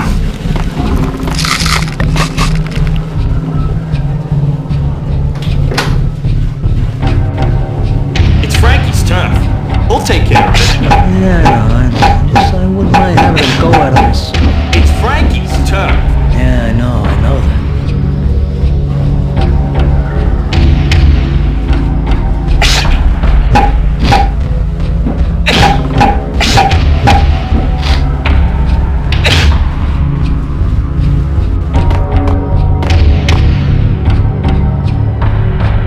What the hell? What the?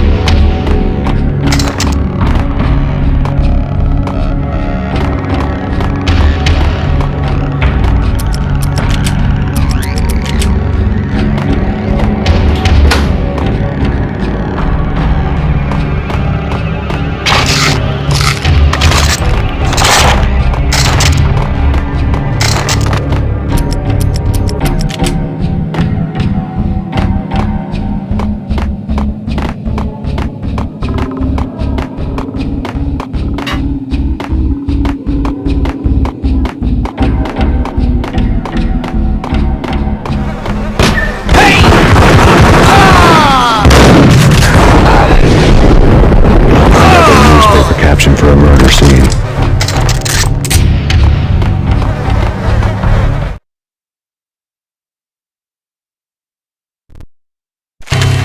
Frankie had left his calling card, a Captain Baseball bat boy strip, next to a sewer passage filled with bodies. You'd better not mess with Captain Baseball Bat Boy. Even my arch enemy, Bicycle Helmet Girl, swoons at the sight of me. Aha!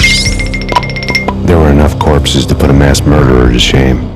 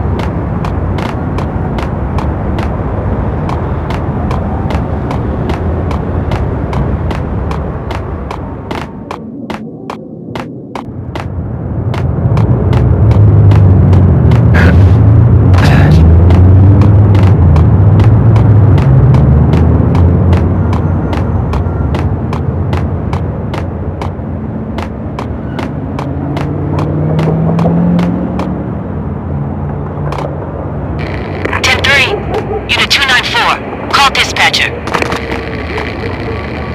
Unit 294, come in. Have you arrived at the scene? Unit 294. Unit 294, come in. Unit 294.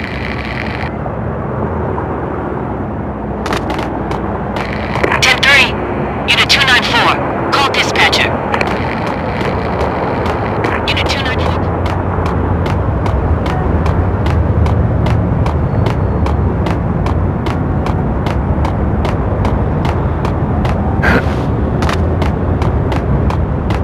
Things were fast going from bad to worse.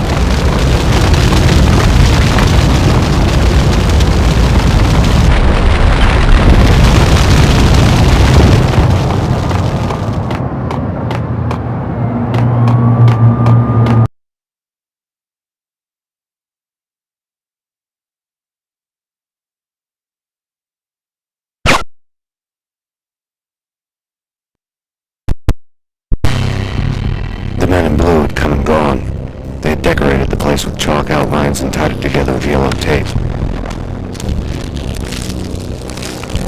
The cops who had stayed behind were dead. Frankie, his boys, and I had the place all for ourselves.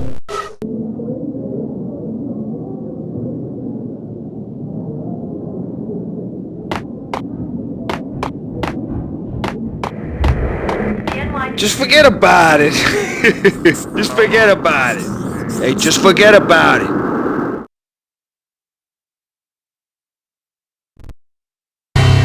That crazy witch, you should have heard her. She was a real scream when the boys caught her trying to cap the Don. Oh, that's friggin' bad. To the trio? That's even worse than what Frankie's doing to that poor bastard downstairs. She's gonna take a long time to die. The mobster muscle on the phone was talking about Mona. Punchinello's trio were nothing but bad news.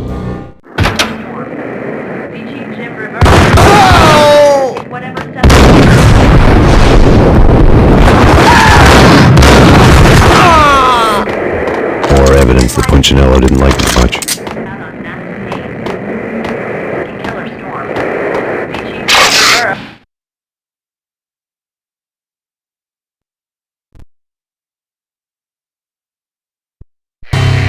The fact remains that all the victims so far identified in the Ragnarok shooting have been known criminals, many of whom had large doses of V in their blood. Reliable sources say that Max Payne was also among those killed, although no body has been recovered at this time. Reliable sources. That meant somebody thought the Mafia had me, didn't want the cops snooping around anymore. The body would be delivered to them barely recognizable. Case closed. Don Punchinello had the power to be that reliable source, which was no news. But his news was old news. Framing me hadn't been enough. Don Punchinello had put a hit on me. He wanted me dead, and it had been important enough for him to give written instructions to Frankie about it. Max Payne should die like a dog for the trouble he's caused. Frankie, I know I can trust you to give this matter the dedication it needs.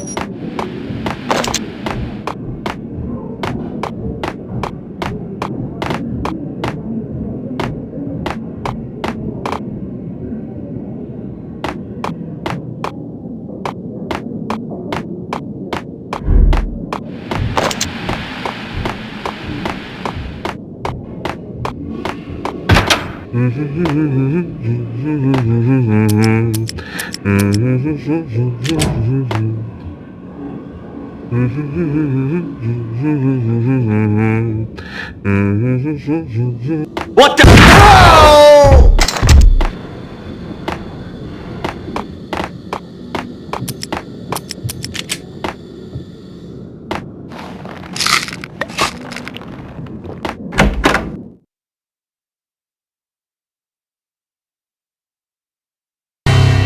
The hotel bar was fast developing quite a history.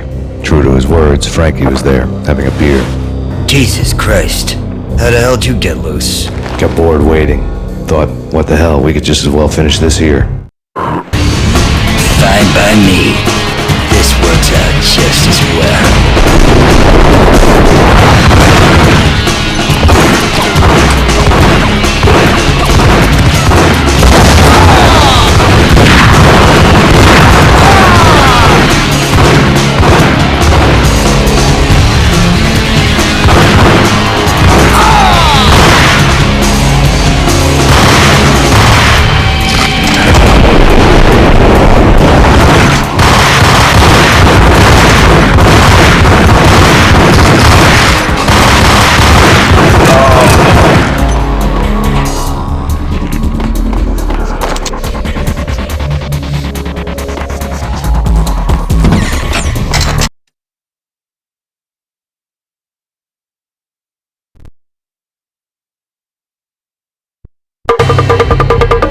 Thank you. You've been a lovely audience. Had enough? I don't play with girls anyway. Unfair!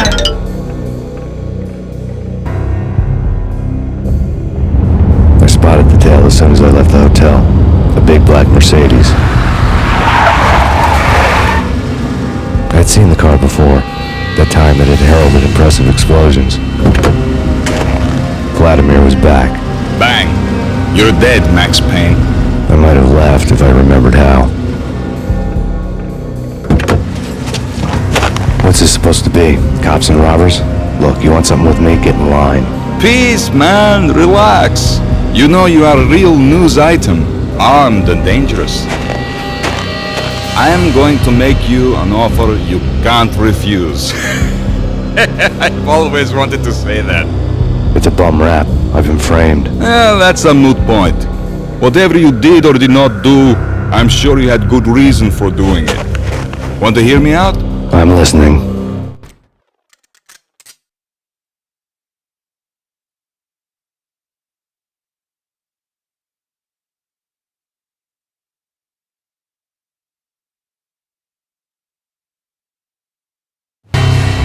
Punchinello messing with V is bad for business all around. But that's not all. There is this guy, Boris Time, used to pull jobs for me. He's the captain of the cargo ship Charon. Now the bastard turncoat has gone over to the other side, Punchinello's. The ship's loaded with high-res hardware, guns, my business. If Punchinello gets hold of that cargo, he's won and I have lost. And you'll have your work cut out for you.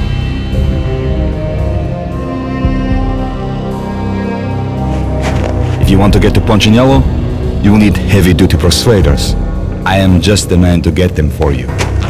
Change the ship back under my flag, maybe pop 2 in the traitor Dime's head while you're at it. You'll get enough guns to start the apocalypse. You in or out? Let's get this show on the road. Vladimir was one of those old-time bad guys with honor and morals, which made him almost one of the good guys. None of us was a saint.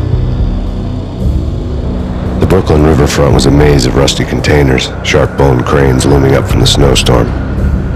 On a night like this, you couldn't help but think of the dark army of dead men sleeping with the fishes, cement shoes in line. No Minotaur lurked in this labyrinth, but somewhere out there, on the clanking deck of his cargo freighter, the skipper of the K-Ron was waiting, like the ferryman in the river Styx.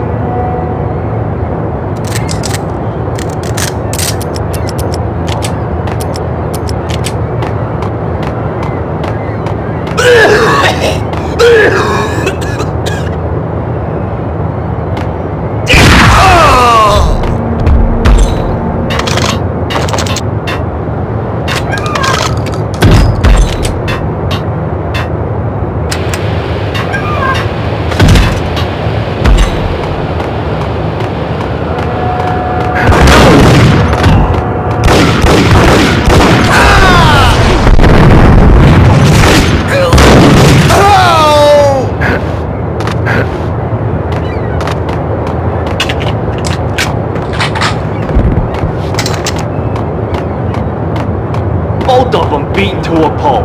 Eyes swollen. They couldn't see in the end. Swaying on their feet. Slipping on the blood. Money's worth. Brought tears to my eyes. Transcendental.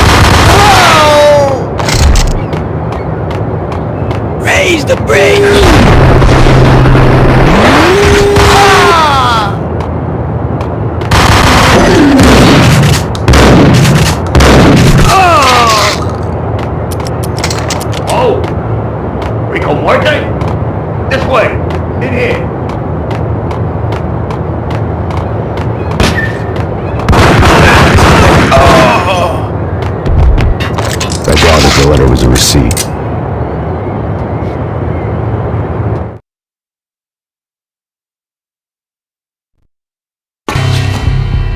Rico Muerte had come to town to do more than just sort out family troubles. Exhibits number 1, 2, and 3.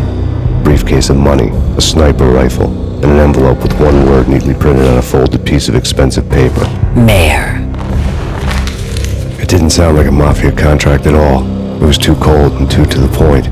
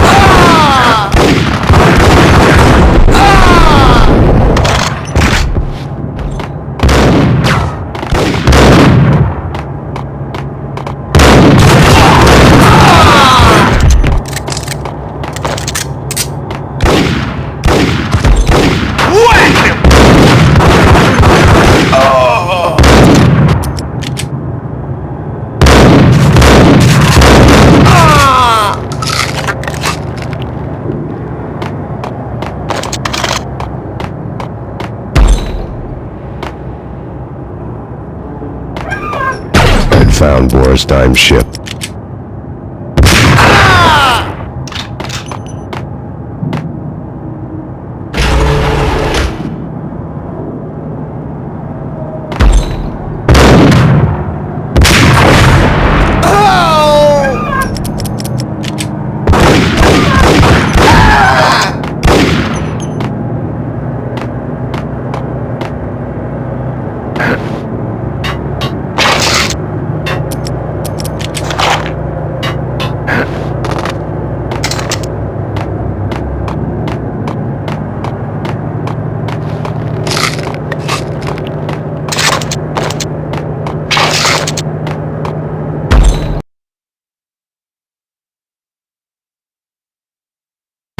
Rust had crept over the sides of the cargo steamer a long time ago.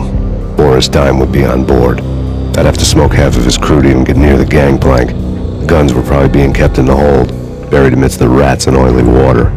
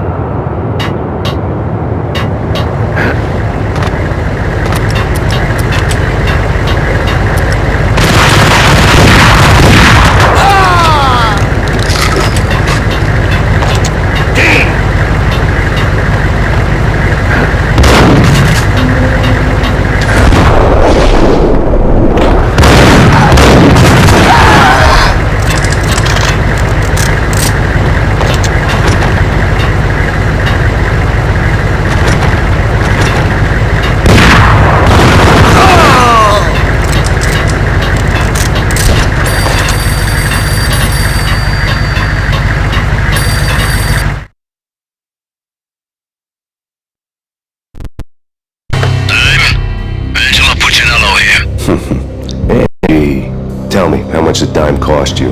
I bet it was more than his name. Max Payne, Right the first time. you're dead, punk. You sure you're not confusing me with Boris here? But you are right, of course. Pretty soon we should get together and have a talk. Pissing Punchinello off was a dangerous game, but when people get mad, they make mistakes. I should know.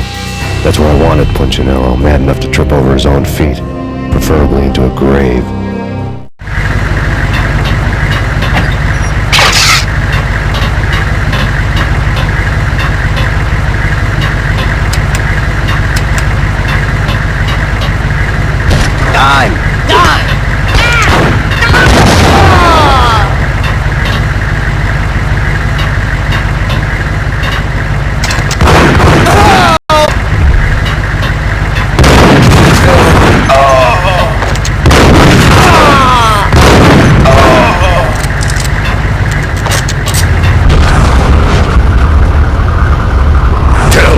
Devil that Dime sent you.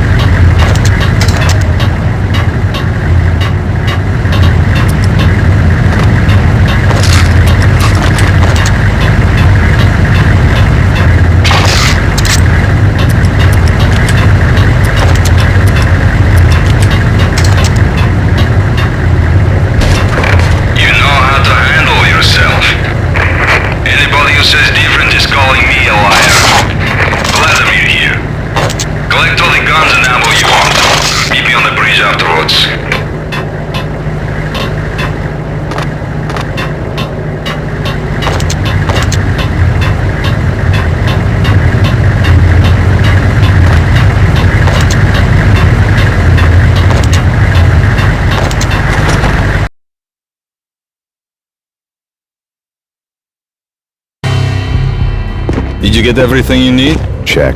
I owe you. Anything you need. This is my solo. When I'm through, Punchinello won't be anybody's problem anymore. Clear as vodka. But anytime you get between a rock and a hard place, just whistle. This could be the beginning of a beautiful friendship. You really get a bang out of this big-time gangster act, don't you?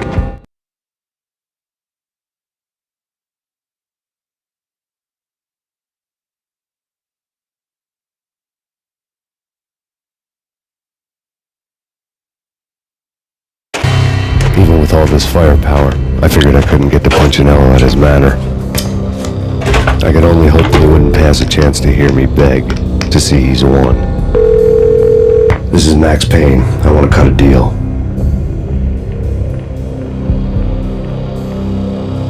Payne, you're a dead man. That's what everybody keeps telling me. I got your ship and her cargo. I want to meet. No pain, no gain. Capiche? You know my restaurant? Yeah, I know it. 1 hour. Punchinello's restaurant had seen better days. Snow was falling like ashes from post-apocalyptic skies, but that was outside. Things would soon get hot in the Don's restaurant. I knew it was a long shot, Angelo Punchinello actually showing up, but there was no crime in hoping.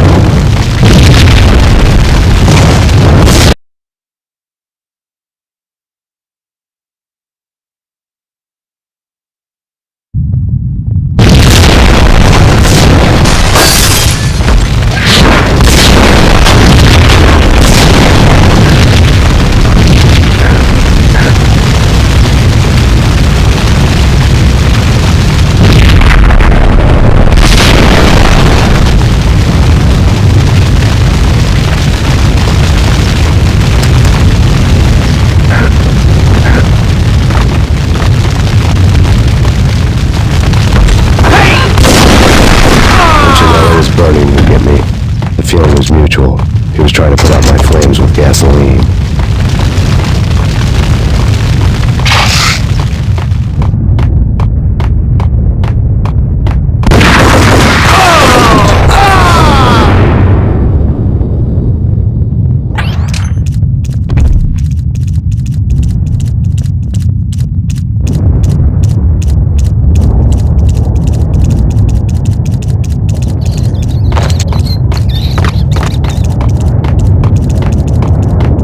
Mobsters have been guarding a real treasure.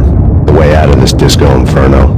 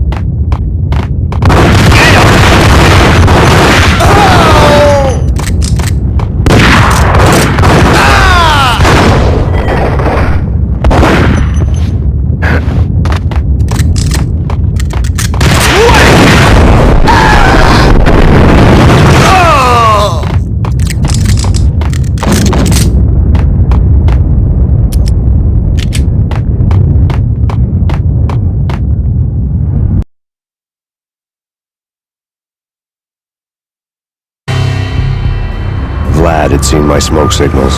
The Mercedes was revving to go, almost drowning out the banshee wail of the sirens. You coming? We'll drop you off at the Punchinello Manor. Sounds good to me. When this is over, look me up. I could use a professional like you. I'll keep that in mind.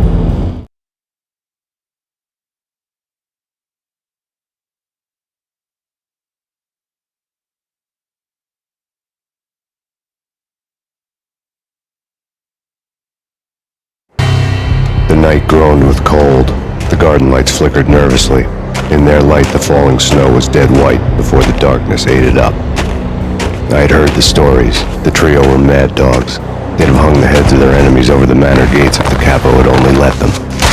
Punchinello wanted Payne. He'd see the pain.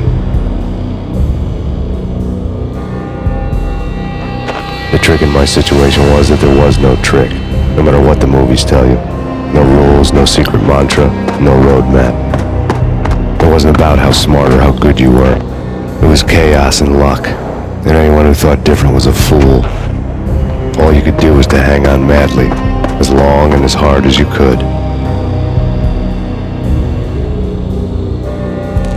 Someone had graciously left the back door open for me and killed the guards. My money was on Mona. I knew the trio would be standing between me and Punchinello. I had read their rap sheets, thick as phone books. No one would be walking out of here alive. The numbing cold of the broken night had followed me in. Upstairs, the trio tangoed down the manor halls to the silent rhythm of their murderous hearts, the blood of their victims rust on their lips. Vince Mignano, Pilot Providence aka Big Brother, and Joe Deadpan Salem. The pistol was a frozen lump in my hand, piercing the skin, gnawing me to the bone.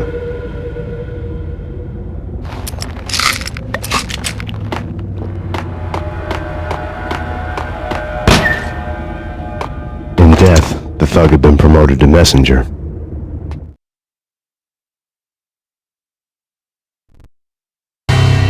Someone hadn't enjoyed the Don's hospitality. Someone with a flair for the dramatic. Someone who had let herself out of a locked cell and past a couple of armed guards. My thoughts were on Mona again. I could only hope she was a good enough gambler to walk away while she was still winning, before she'd run into the trio.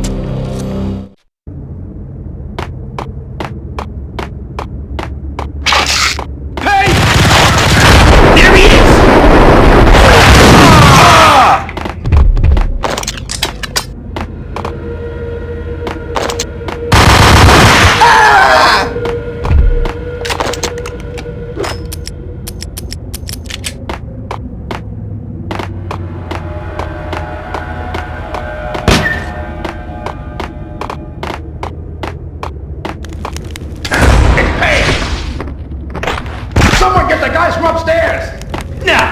No one's going anyplace. Too late for that. He walks in, we waste him. Vinny and Joe and Pilot won't get the credit for this kill.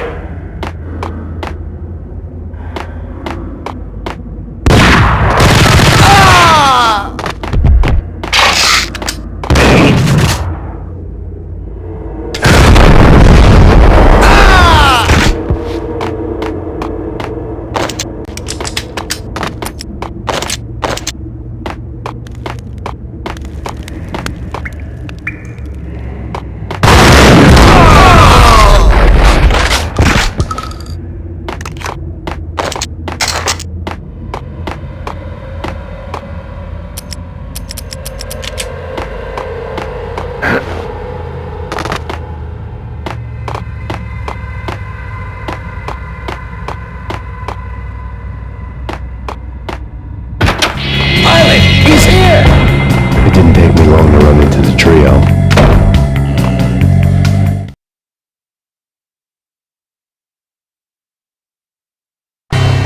The word on Lisa Punchinello was that she was a bit of a witch. The tarot cards on the kitchen table fit the picture. They weren't my kind of cards, but I was willing to take a crack at the hand Mrs. Punchinello had dealt. The first card was the tower. Maybe that was supposed to be the manor. It got easy after that. The devil was the master of the house, and death was me, coming for him.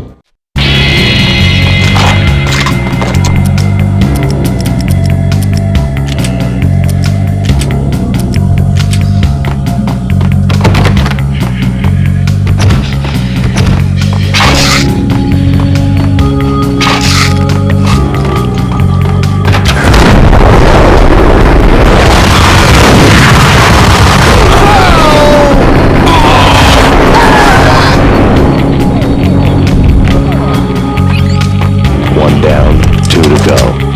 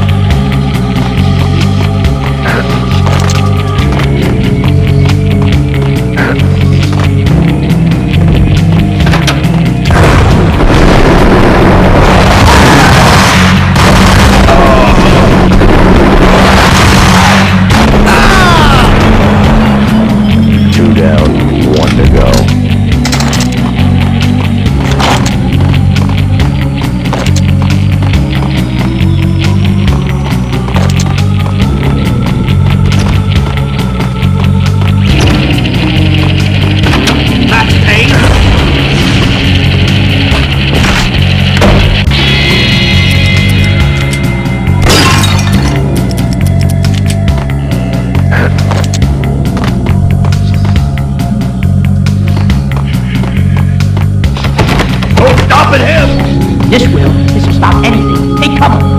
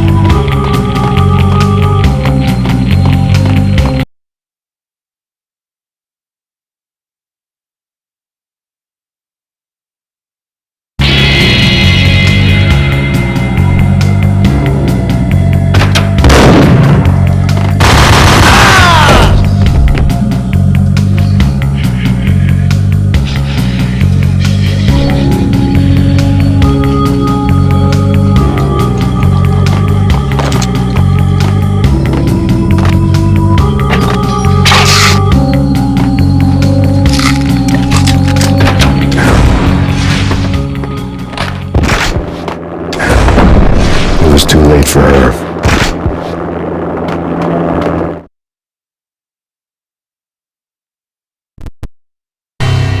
You're a real angel, Max.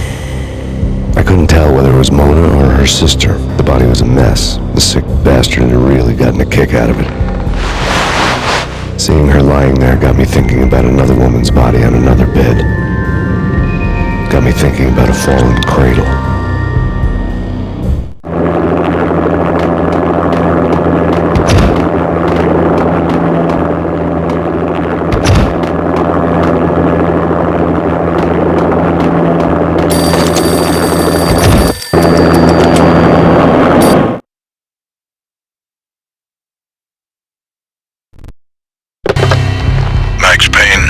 talk to me. Alfred Woden, you've got company. An armed helicopter just landed on the manor grounds. You must hurry. The more the merrier. Road, Payne. Vince Mugnano.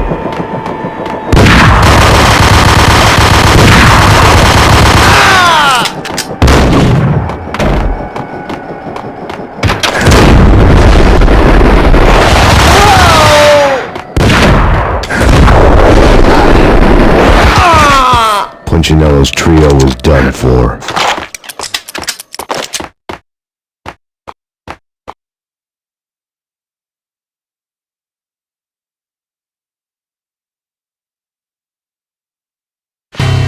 Outside my door. Hurry. He's coming for me. You gotta hurry. Please. I could hear Punchinello on the phone begging for help. He should have been saying his goodbyes. Punchinello was a pushover. The moment I stepped into the room, he folded like a deuce before a royal flush. No, wait. I was just doing what I was told. I couldn't refuse. She's someone high up. Government, maybe. I don't know. He was trying to buy more sand for his hourglass. I wasn't selling any. No, I told him not to.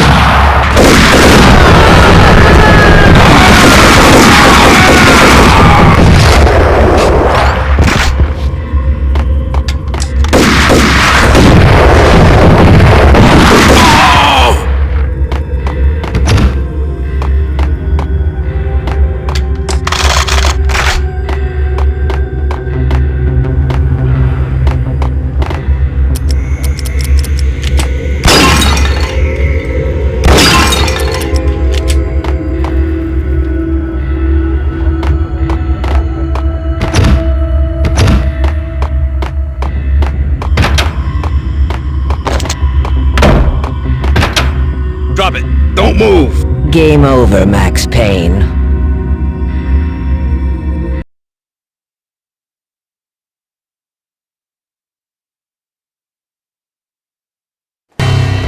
I could tell when I was outgunned. It was time to take another beating. The mystery witch was a real barracuda. Trouble on dagger heels, a smoking assault rifle in her hand, and an army of killer suits behind her. How sweet. I get to kill two birds with one stone. Sooner or later, it was going to catch up with you. Mr. Payne, it's time to show you the benefits of my brew. Be a good boy now. You'd find that Lady Luck was really a hooker. You were fresh out of cash.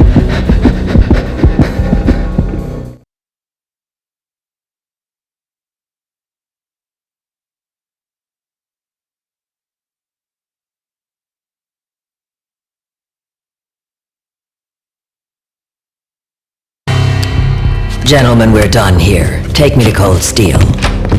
She had just given me an OD of Valkyr. I could feel green fire eating my brains. They turned to steam. They did a fade on me. I'd never had a chance. The witch had got me just as sure as if she put a gun to my head and pulled the trigger. The shadows rushed me. Bruised mugshot faces hungry for revenge. They knew my weak spots and closed in for the kill. The floor turned into a vortex of green blood. I fell. The flesh of fallen angels.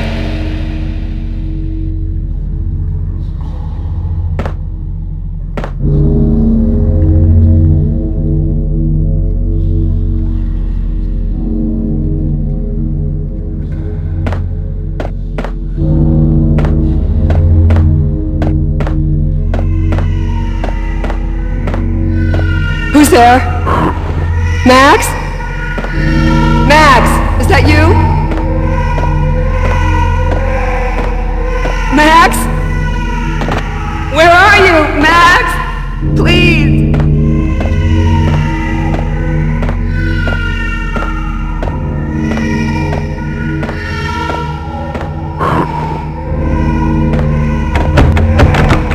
No, please, Max, no, I'm sorry. Please don't, Max, no, please. No, please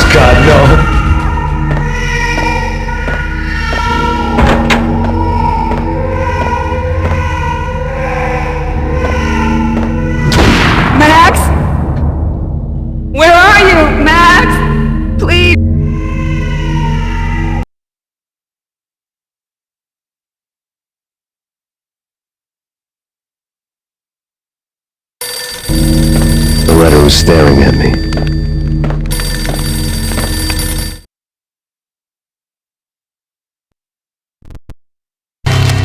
There was something disturbingly familiar about the letter before me. The handwriting was all pretty curves. You're in a graphic novel. The truth split my skull open, a glaring green light washing the lies away. All of my past was just fragmented still shots, words hanging in the air like balloons. I was in a graphic novel. Funny as hell.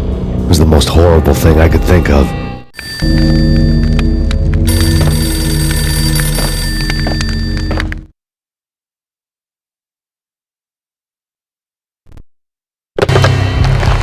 Shiny stuff and dreams are made of stooped necromancers. He sings like a banana wrist, having strayed too close to the constellations on their shaved skulls. There was a bad line in a prank call. Someone spouting insane babble. I couldn't make sense of it. But I had an overwhelming sense of deja vu, and the caller's voice sounded oddly familiar.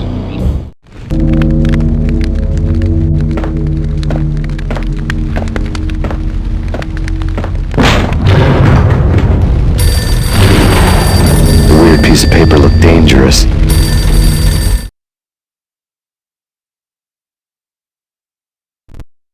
There was something disturbingly familiar about the letter before me. The handwriting was all pretty curves. You're in a computer game, Max. The truth was a burning green crack through my brain, weapon statistics hanging in the air, glimpsed out of the corner of my eye, endless repetition of the act of shooting, time slowing down to show off my moves, the paranoid feel of someone controlling my every step. I was in a computer game. Funny as hell, it was the most horrible thing I could think of.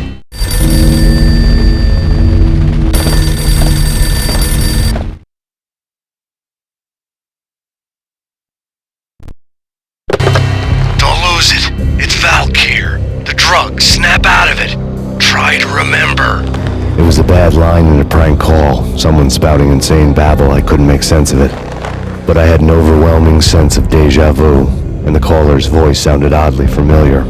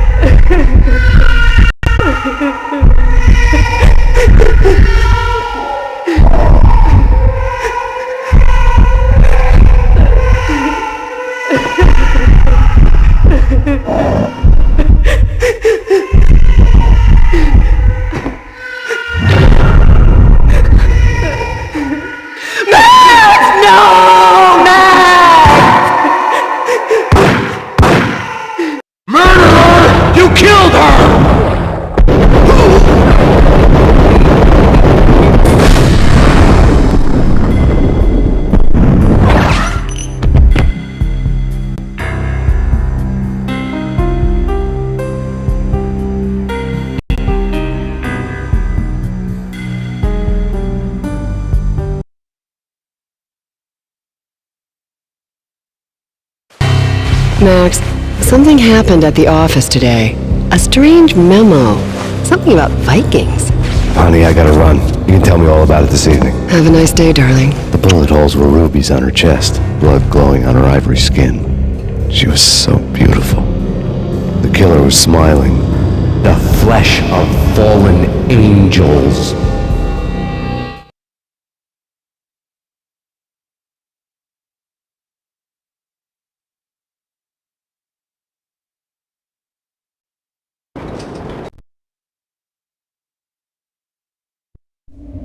Slowly, the green nightmare faded, leaving dark stains on my soul that would never come off. I felt like flatlining. I was all shook up.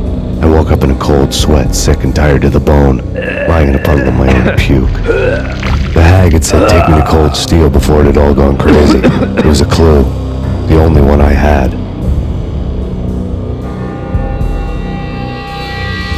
It took me forever to crawl back to my feet and hit the road, but when I did, I drove straight to Cold Steel Foundry outside the city. There was a whole lot of action around the place for a freezing winter night. Trucks coming and going, men running. I had the drop on the mystery witch. She thought I was dead. I was on her blind side. I was going in.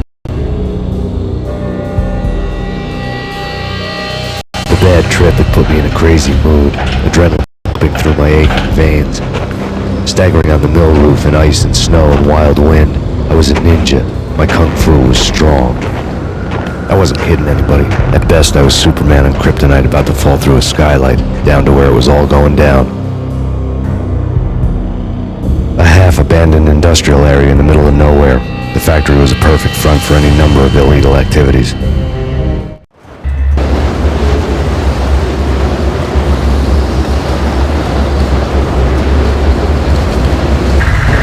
the belly of the plant, molten metal boiled and bubbled like a witch's brew.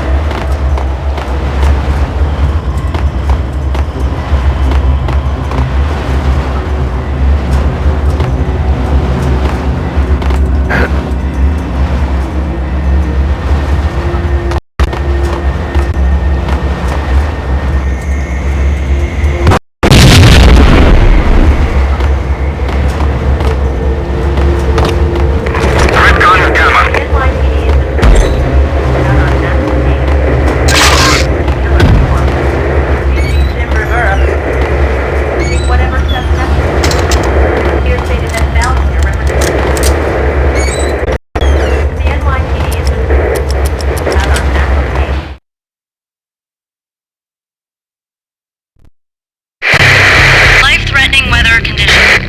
A record-breaking killer storm. In the city's history, vehicles stuck in snow. Heavy snowfall. Forecast shows severe weather is expected to continue. Out in the night, snow fell like confetti over the Devil's Parade. The storm was anything but over.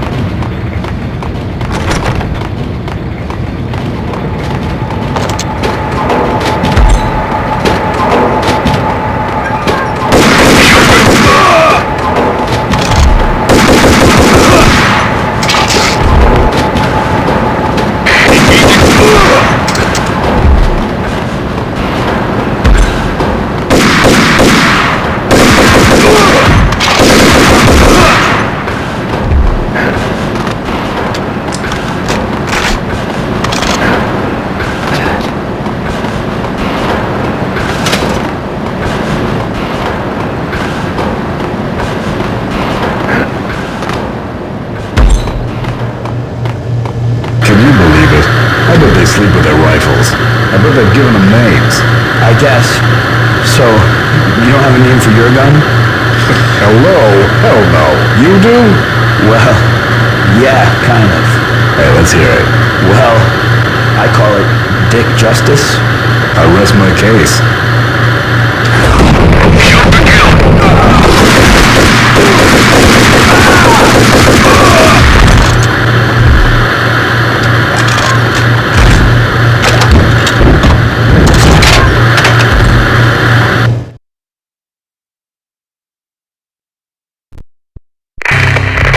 Perimeter breached. The facility has been compromised. Repeat, the Deep Six has been compromised. Initiate Operation Deadeye. The walkie-talkie military lingo could mean only one thing. They were getting ready to destroy the evidence and vanish into the night.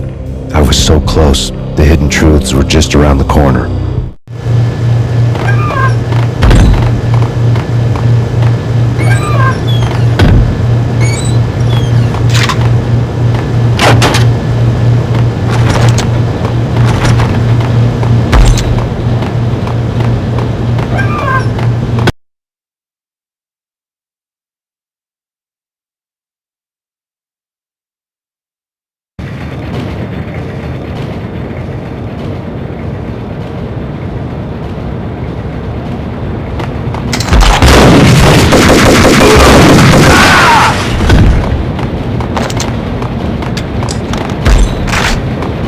The folder on the table told a grim tale.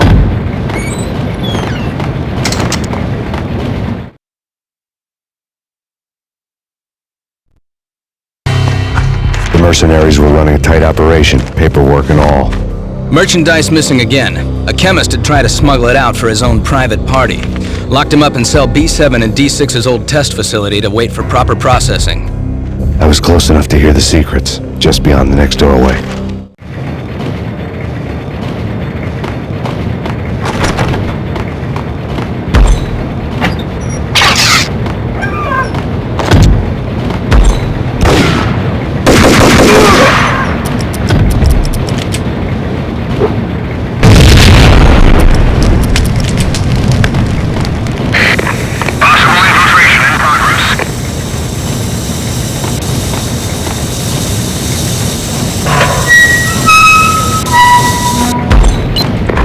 Up the wing! Up the wing! 3, 2, 1, go!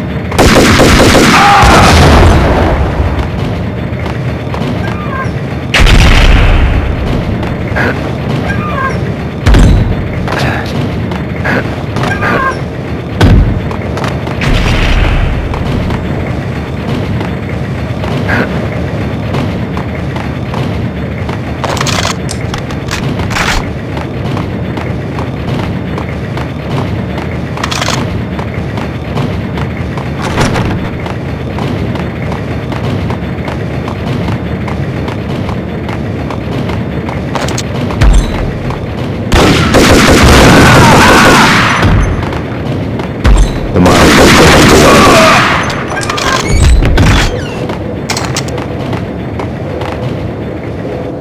Processing diagrams fill the control room screens, all but one. An elevator titled D6 on one of the screens. Somewhere onwards, it has rows of ovens in the core of the plant.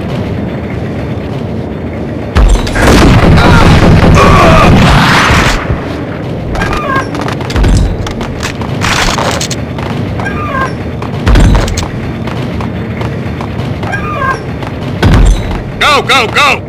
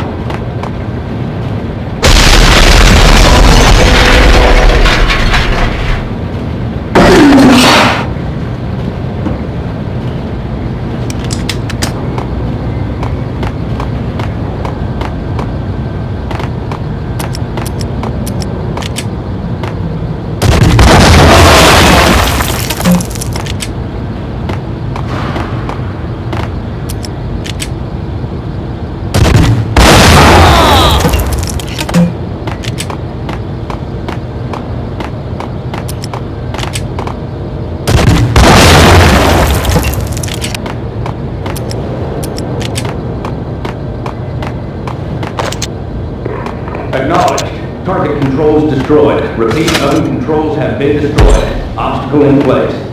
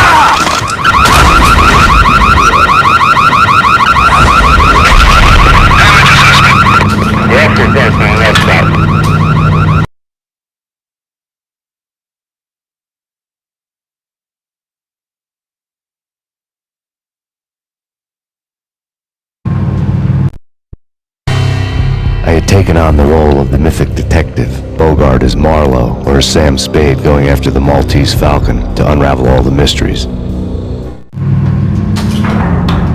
Following a path of clues to that final revelation, even if it would take me down to the cold, cavernous depths of a grave. You can't do this! My men are still inside! Do you have any idea why this is called Operation Dead Eyes?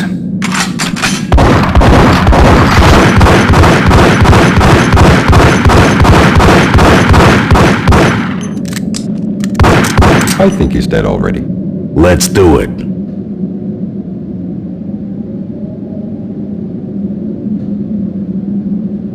Attention all personnel. The self-destruction sequence has been initiated. Evacuate the complex immediately. Repeat, the self-destruction sequence has been initiated. Proceed to the nearest exit immediately.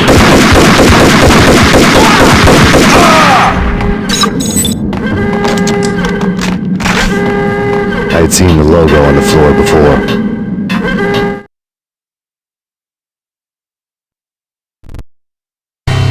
There was an old army bunker under the steel mill. I knew the military plaque on the floor.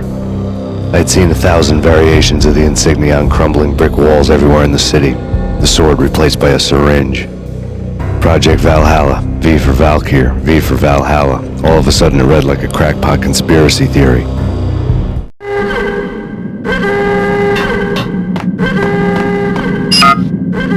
Attention all personnel. The self-destruction sequence has been initiated. Proceed to the nearest exit immediately. Abort! Abort!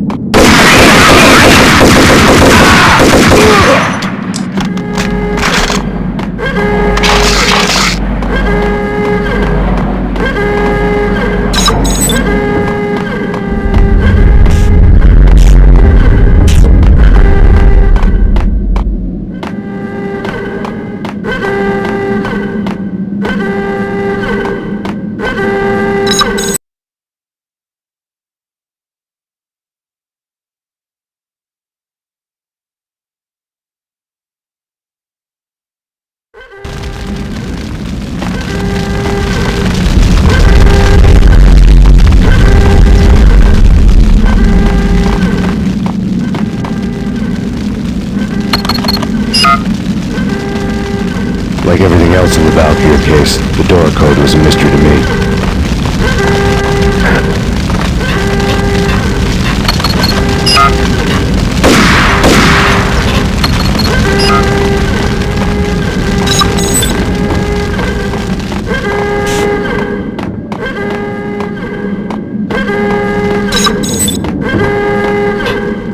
Decontamination in progress. Attention all personnel. The self-decontamination is completed. Had been using the workstation when he died. Exit immediately. The half-life of the lab rat had ended online, his password blinking on the screen. 665. Enabler of the beast.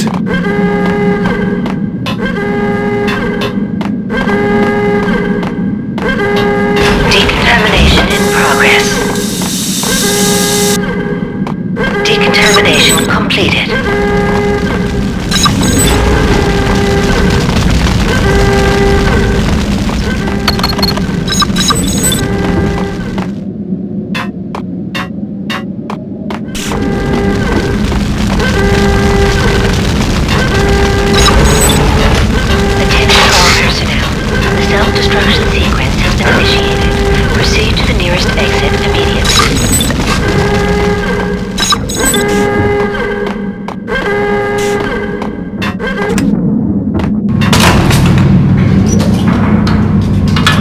all personnel. The self-destruction sequence has been initiated. Proceed to the nearest exit immediately.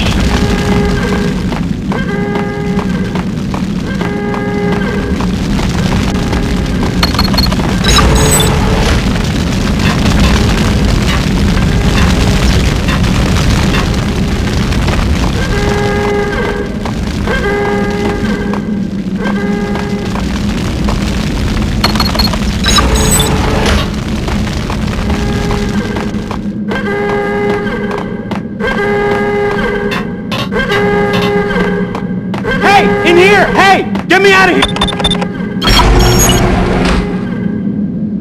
Thanks! I thought I was gonna die in there for sure. I need you to get me through the decontamination chamber airlock. You're crazy! No way! The place is blowing up, for Christ's sakes! Either that or back to the cell. Your choice. Okay, I'll do it. I'll do it.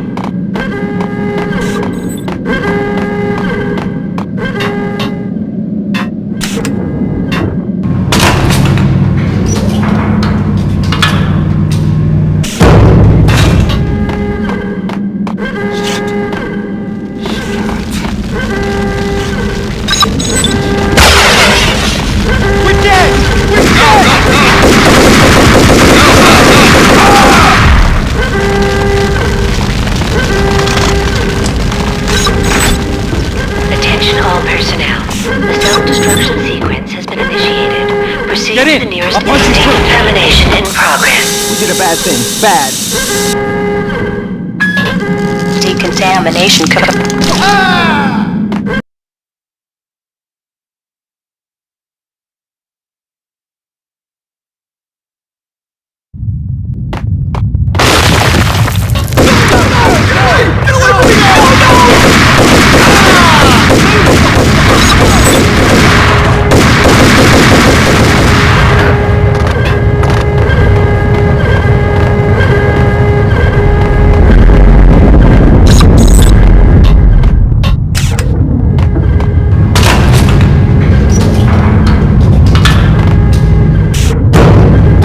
In the middle of the deadly web that was the Valkyr case.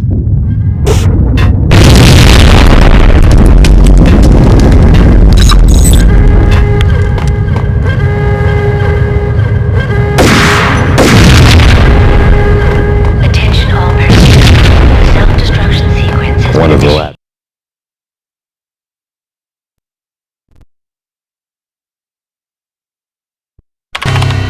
Top secret. Project Valhalla. U.S. Army. Yggdrasil Network. Valhalla, the otherworldly place in Norse mythology where the bravest heroes spent their afterlife feasting and fighting forever, their wounds miraculously healed night after night. Valkyr, the maidens who chose the most courageous Viking warriors and carried them to Valhalla. 1991. The research objective is to create a chemical substance to enhance the stamina and morale of infantry troops. 1995. Results unsatisfactory. Project cancelled. Someone had decided to continue the sick experiment unauthorized.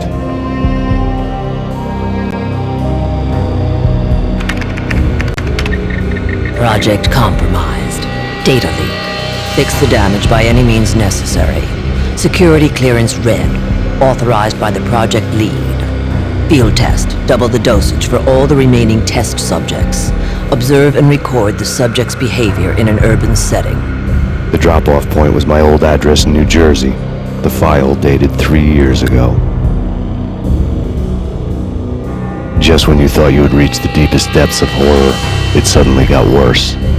How to turn off that small voice inside your head that started to whisper that you should be glad that now, if not before, your revenge was justifiable on any conceivable moral scale. That small voice proved, beyond any doubt, that I was damned. Terminals had the project logo on it. The dagger-heeled woman had come and gone a long time ago. There was nothing more for me here. The bunker's name was actually self-fulfilling prophecy.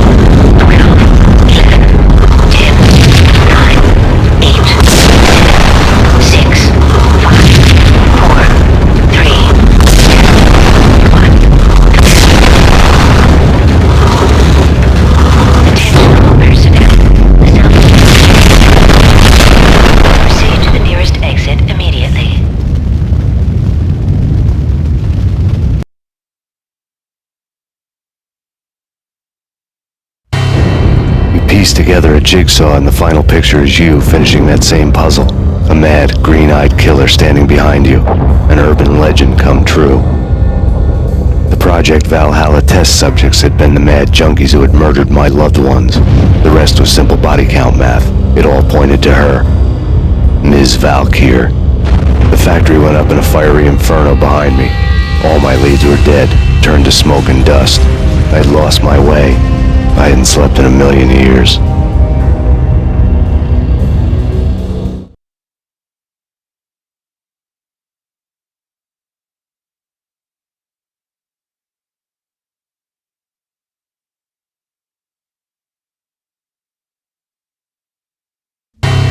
I felt thin as death.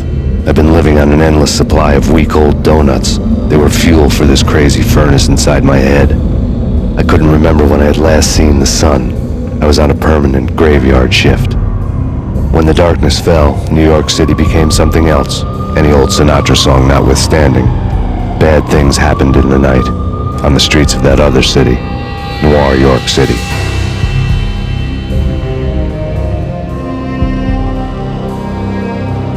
I was in an all-night diner, downing cup after cup of coffee that tasted like engine oil, when a new message from BB got me back on the killer track. What the hell happened at Roscoe Street? Maxie, I'm going out on a limb here. We need to talk this through, come up with a plan. 2:30 a.m., the Choir Communications Garage. The more I thought about Alex's murder and the frame-up, the more it felt like an inside job. I should have seen it coming. BB had sold me out, and now he wanted to finish what he'd started.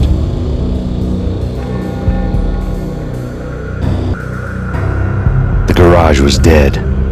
BB showed up in his tailor-made suit, gold watch, and cufflinks to match, all way beyond a cop's pay. Maxie. Oozing suave charm, he was guilty as hell. What the hell does BB stand for anyway? Backstabbing bastard? Come on, don't be like that. Have a cigar. I don't smoke. Maxie, you have no idea how big this is. It's huge. You have no idea.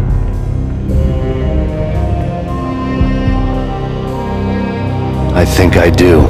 You're a bribe-taking bent cop who sold out his partner. Those mobsters in the subway were a dead giveaway. Hard to miss. Bet it was exactly like this with Alex. Up close and personal. You can't win this one, Max. No, but I can make damn sure none of you do either. BB turned out to be another cardboard cutout bad guy.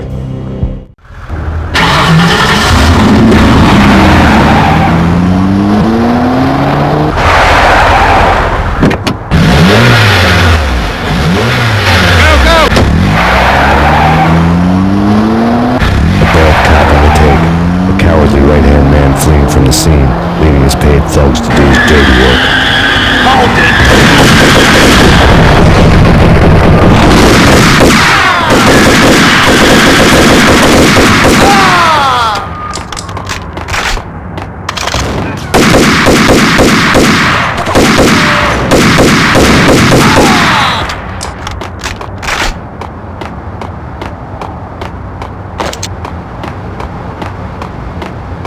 What the hell?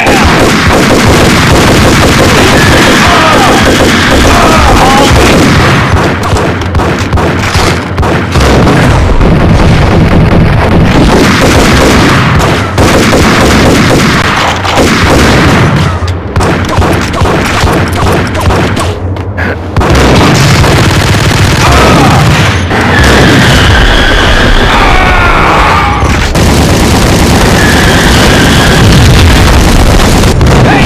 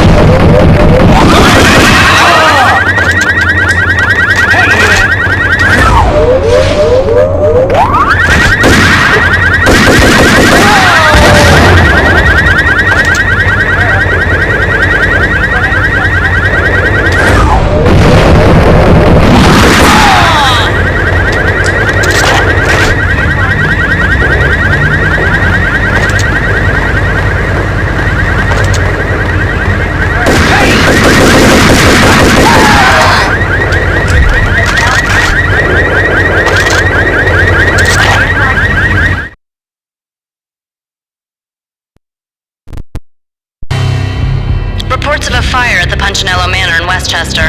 The manor is the home of Angelo Punchinello, the alleged head of the Punchinello crime family. The police are now saying, contrary to their earlier statements, that Max Payne is still alive and at large. He continues his vendetta against the Mafia, of which this last act of arson is attributed to. I had no recollection of setting any fires, but I did remember the flames.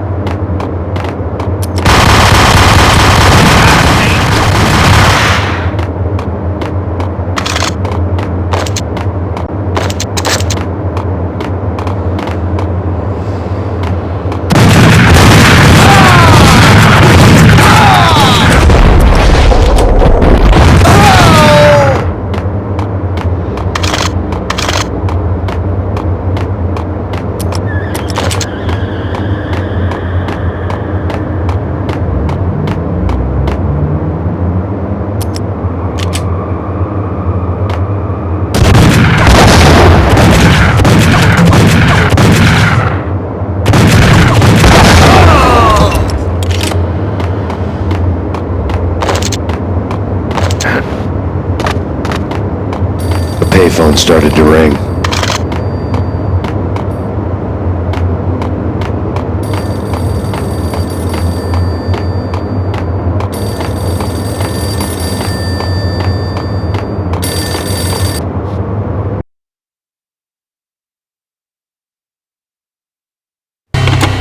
Yeah.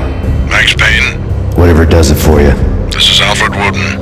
I can give you the name of your enemy. Come to the Asgard building presently. We are expecting you.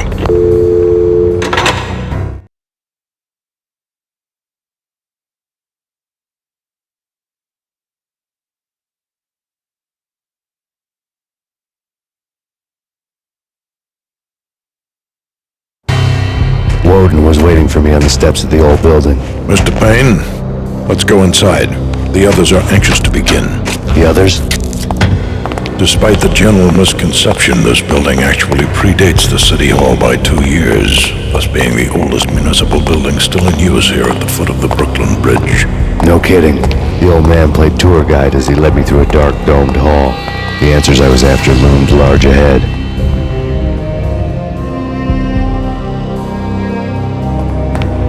Mr. Payne, I would like to introduce you to my colleagues in what we call the Inner Circle. You've been watching too much X-Files. You have seen the files on Project Valhalla. We can fill the gaps, provide you with the information missing from those files. We were all involved in the early stages of the project during the Gulf War. What's the catch? We would very much like to blow this thing wide open, but our hands are tied.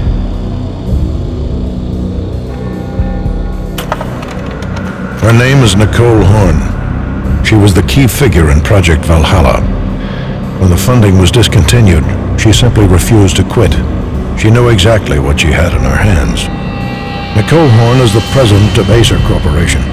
She has more than half the city in her pocket. This must be kept under wraps. If you try to go public with this, we will deny any knowledge. We need you to take her out. Afterwards, we can protect you. Make all the charges go away. That was the cue for the killer suits to kick in the doors and swarm inside. It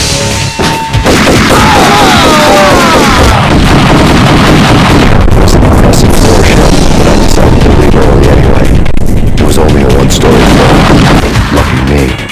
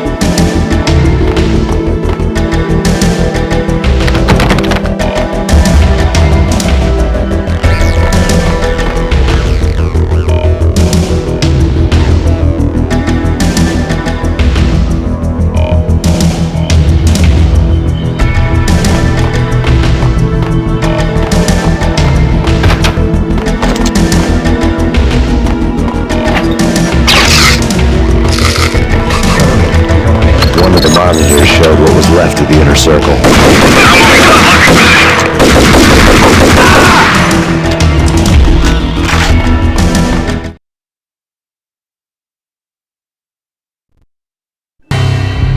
On screen, the so-called corpse of Alfred Woden stood up, miraculously waking from his dirt nap, looking smug among his dead pals. In the land of the blind, the one-eyed man is king. I didn't know how he'd pulled it off, but it was a pretty slick way to get out of all his promises. Most of what he had said fit too well to be a load of crap.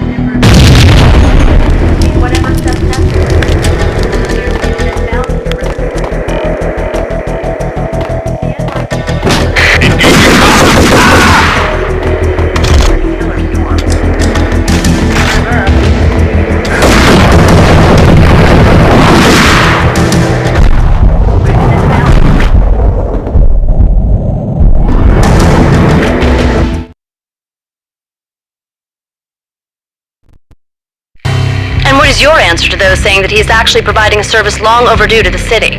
This crusade nonsense has gone too far. He's out of control. It must stop. He will be stopped. That was Deputy Chief Jim Bravura from the New York City Police Department.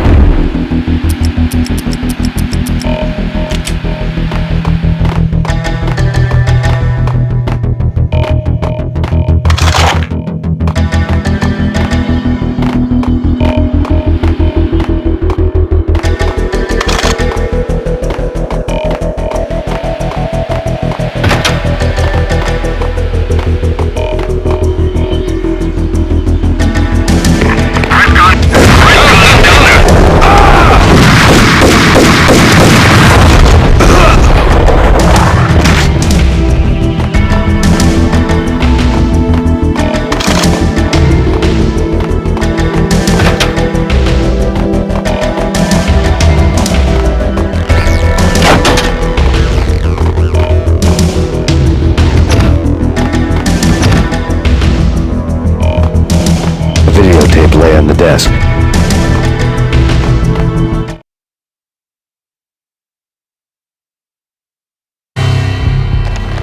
Nicole Horn had blackmailed the inner circle into silence. The tape came with a curt extortion note on a piece of expensive paper. I remembered Candy Dawn taping her clients in action on the side, selling the tapes to the highest bidder. I was sure that kinky sex was nowhere near Alfred Woden's worst sin, but I had a feeling that when this was over, any collateral would come in handy.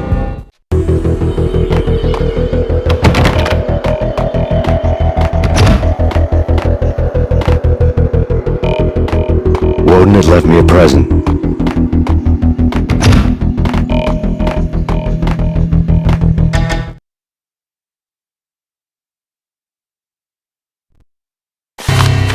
Woden had taken care of my mission preps with military precision. The critical areas in the Acer Corporation headquarters blueprints were circled in red. The president's office was at the top of the building, right below her penthouse suite. The elevators were controlled by a security computer, part of the mainframe located underground below the building. The high-rise was sealed as tight as a sci-fi fortress.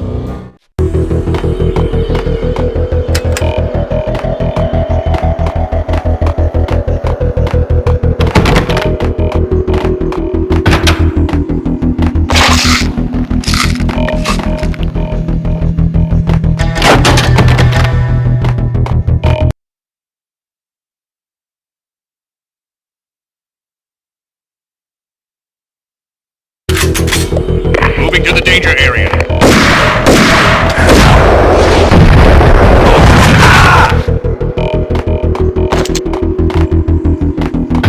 Shoot to kill.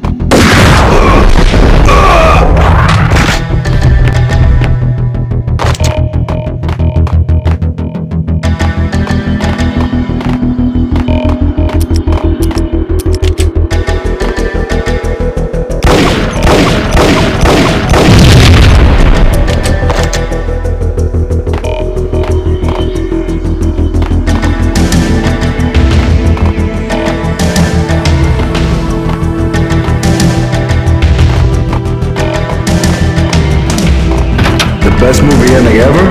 Gotta be Butch Cassidy and the Sundance Kid. A hero's end, going out with guns blazing. Never heard of it? No? Okay, newer stuff then. What the?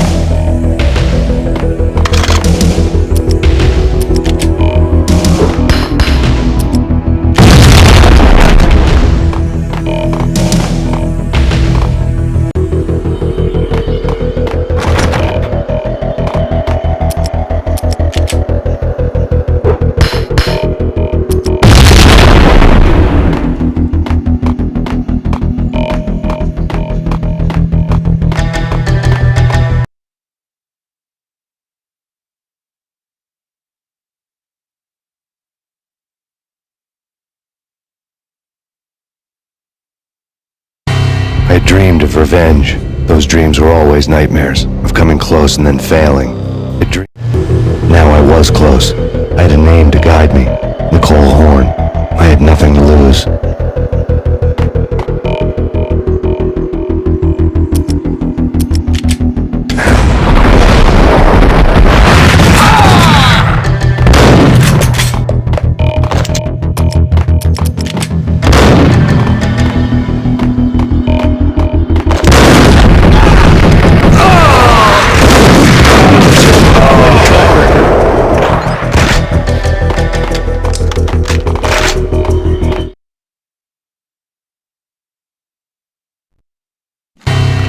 Project Valhalla had not been the only thing the Inner Circle had been involved in. There were rows of cabinets full of files. The Serpentine Secret Society went back a long way, always pulling strings from the shadows. I couldn't say I was sorry. Woden's move in some Byzantine power game had cut the Circle's membership roster to 1. The old man wanted me on cleanup duty. It was my mess, too.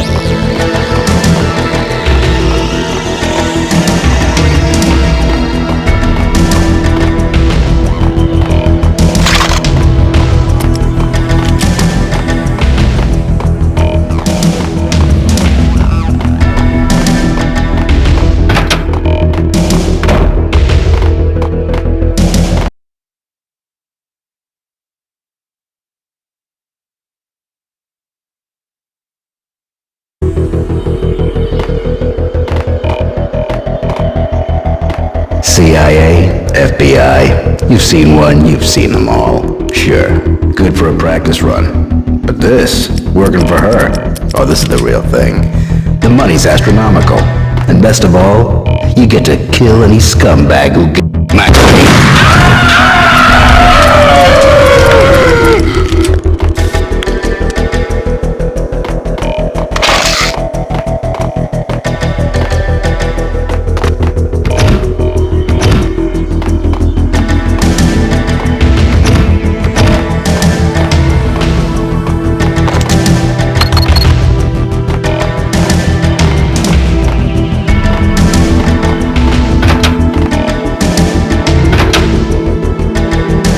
Take him down. Shoot to kill.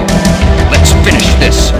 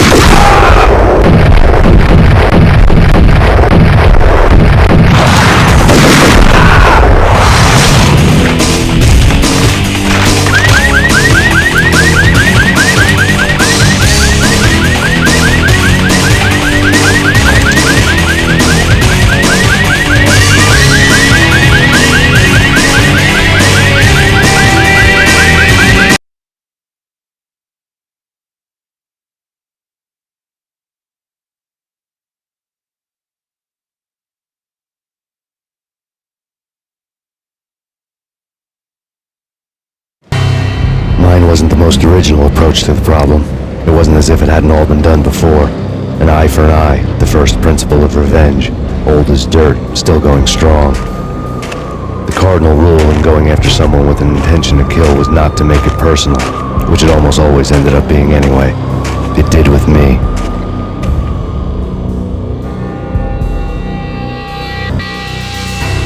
I took my time, cruising around the city in the snow. There was no hurry. I knew what I had to do now. I took my time, thinking about it, building up the rage. When I was ready, I parked the stolen wheels at the front entrance of the Acer Corporation headquarters. Got out, got in, got cracking. I had a bullet with Nicole Horn's name on it. I had 10,000 bullets with the hag's name on them. She had ultra-high-tech security systems, enough mercenaries and weaponry to start World War III. There was no fear. New York disappeared behind a veil of snow. I had crossed the threshold. This was her domain, sleek and sexy and soulless, all glass and steel. A place of color-coded security key cards, metal detectors, and surveillance systems.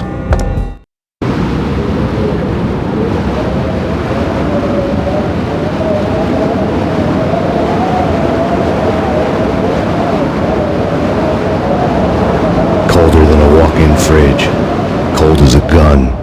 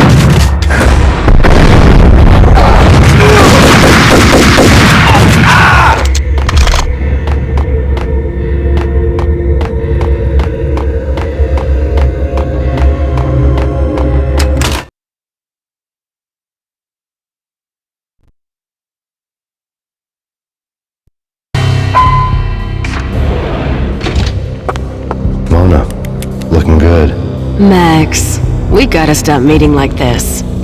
It will be a cold day in hell before I let a narc cop stop me. Miss Sachs, do your job.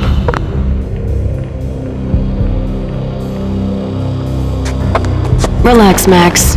You're a nice guy. I don't kill nice guys. You're not bad yourself.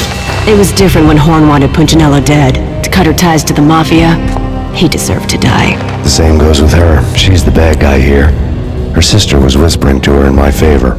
I knew the appetites of ghosts intimately. They hungered for revenge.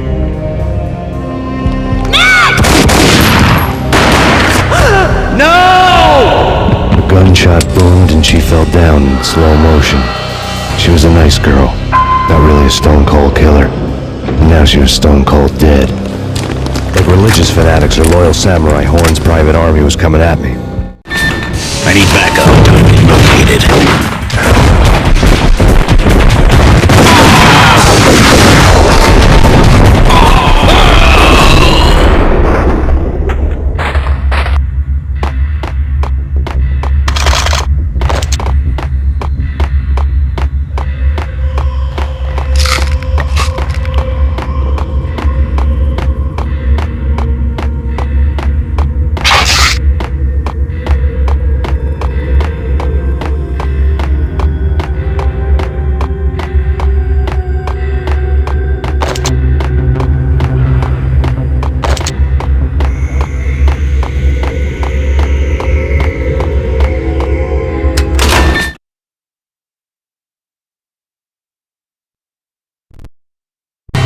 When the elevator came back down, Mona was gone. There was a lot of blood, but no body. Something clicked for the final time. My mind had never been so clear, as if somewhere high above the storm clouds were already gone, cold stars blazing from the black skies.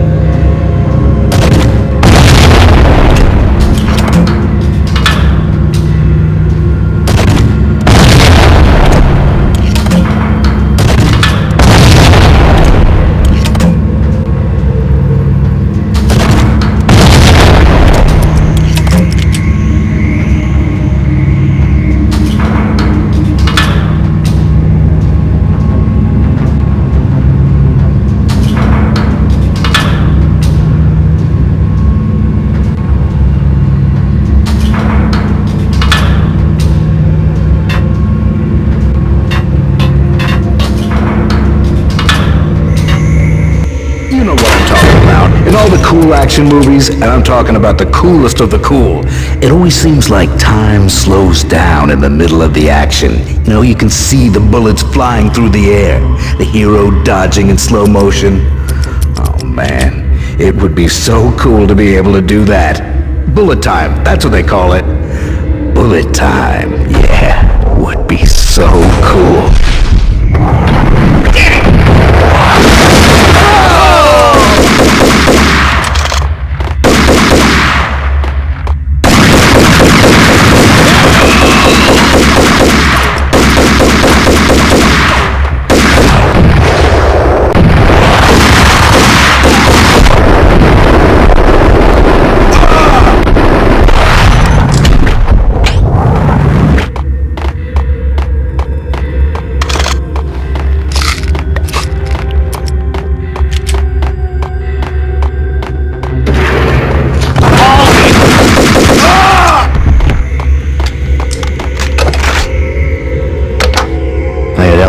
access to the mainframe. From there, I'd be able to override the security locks and get to her office.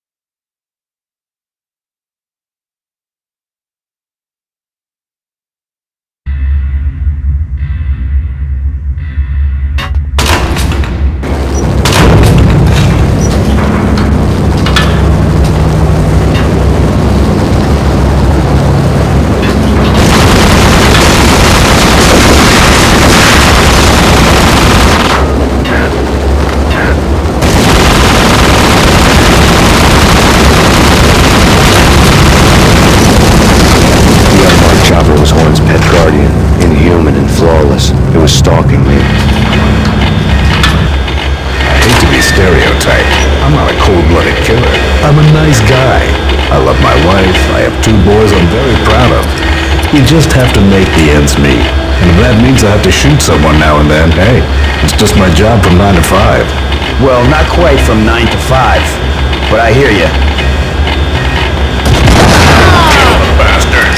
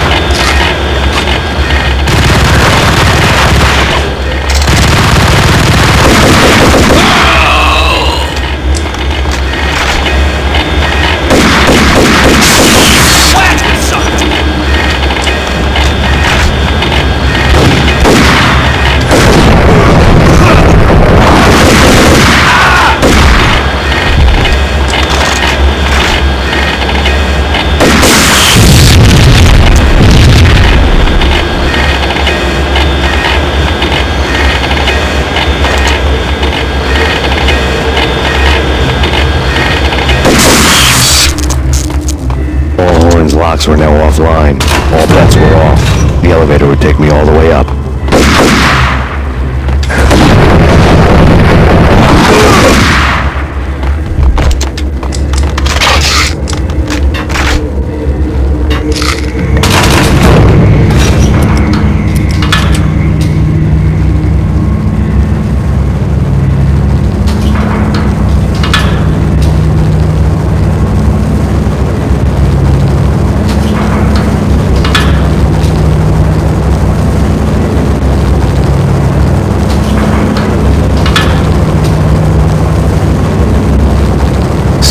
This height, the night seemed to stretch on to eternity. A hint of desperation had crept into the snowstorm, as if it was trying to get it all out before the end.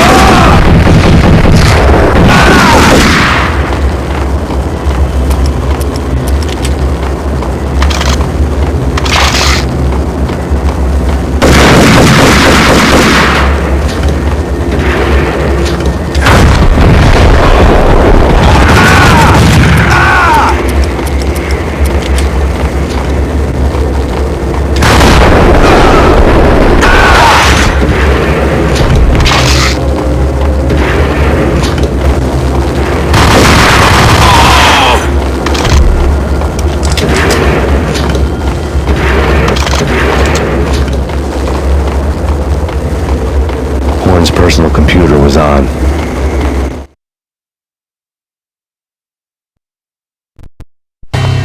Next to the was a neat stack of expensive paper. Hacking through Horn's computer would have unearthed files of criminal plans, strategies for world domination, spy helicopter reports, illegal wiretap recordings, internet porno, all of the above. Take your pick. I really didn't care anymore. I had seen too much of it already.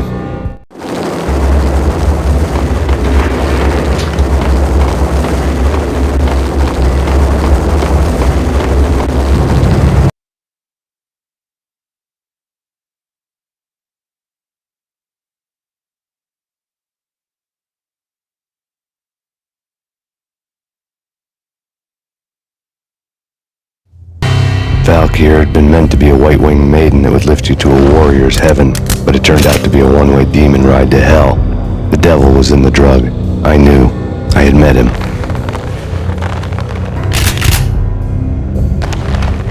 And now I was gonna kill her. The queen of the underworld who had tried to lift herself a bit closer to heaven with her drug money. No begging, no bribes. She knew better. Honor among killers. We who were about to die, both of us knew how this would end, in pain and suffering. All this because your wife stuck her nose into things that were none of her business. The cops were coming to take me away. The sirens were like a bad conscience I couldn't shake. It's ridiculous you've made it this far. You won't be alive when they get here. Stop him!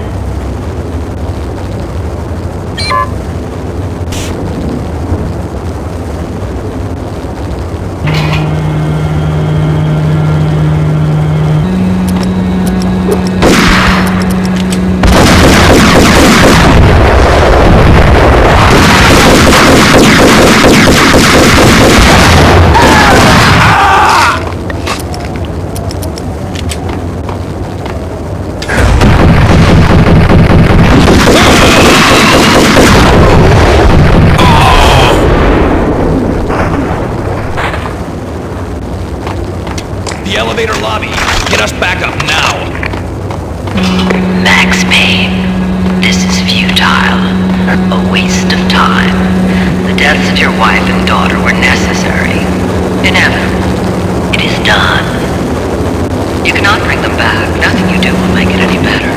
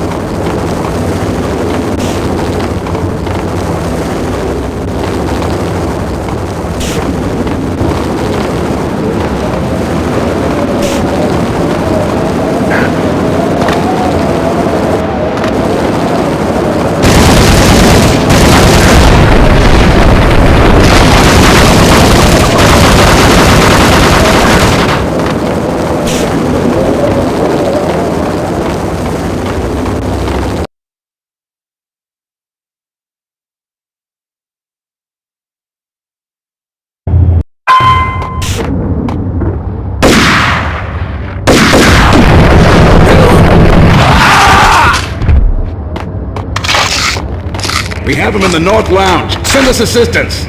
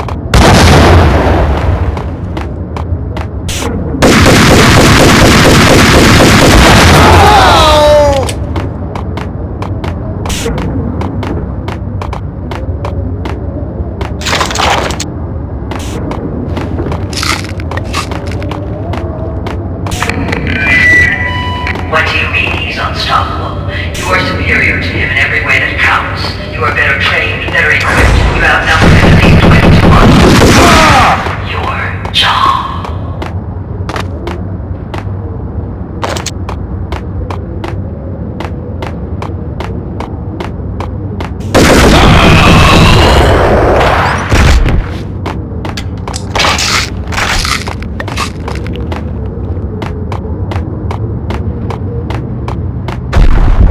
Not a step further. End it here.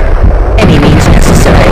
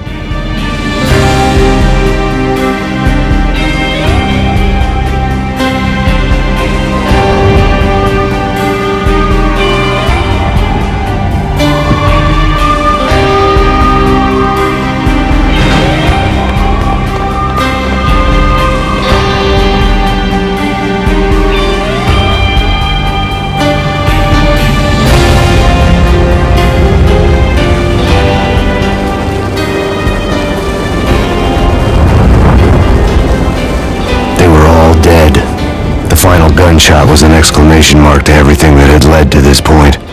I released my finger from the trigger.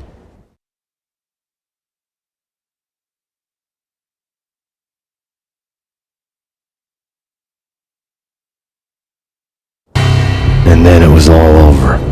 The storm seemed to lose its frenzy. The ragged clouds gave way to the stars above. Max Payne, this is Deputy Chief Jim Bravura from the NYPD. We've got the building surrounded. Throw down your weapons and lie down with your hands behind your head. A bit closer to heaven.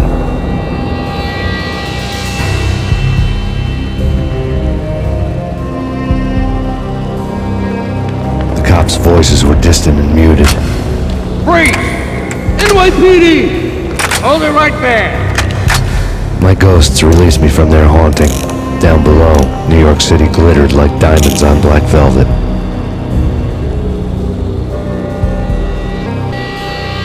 You gave us one hell of a ride.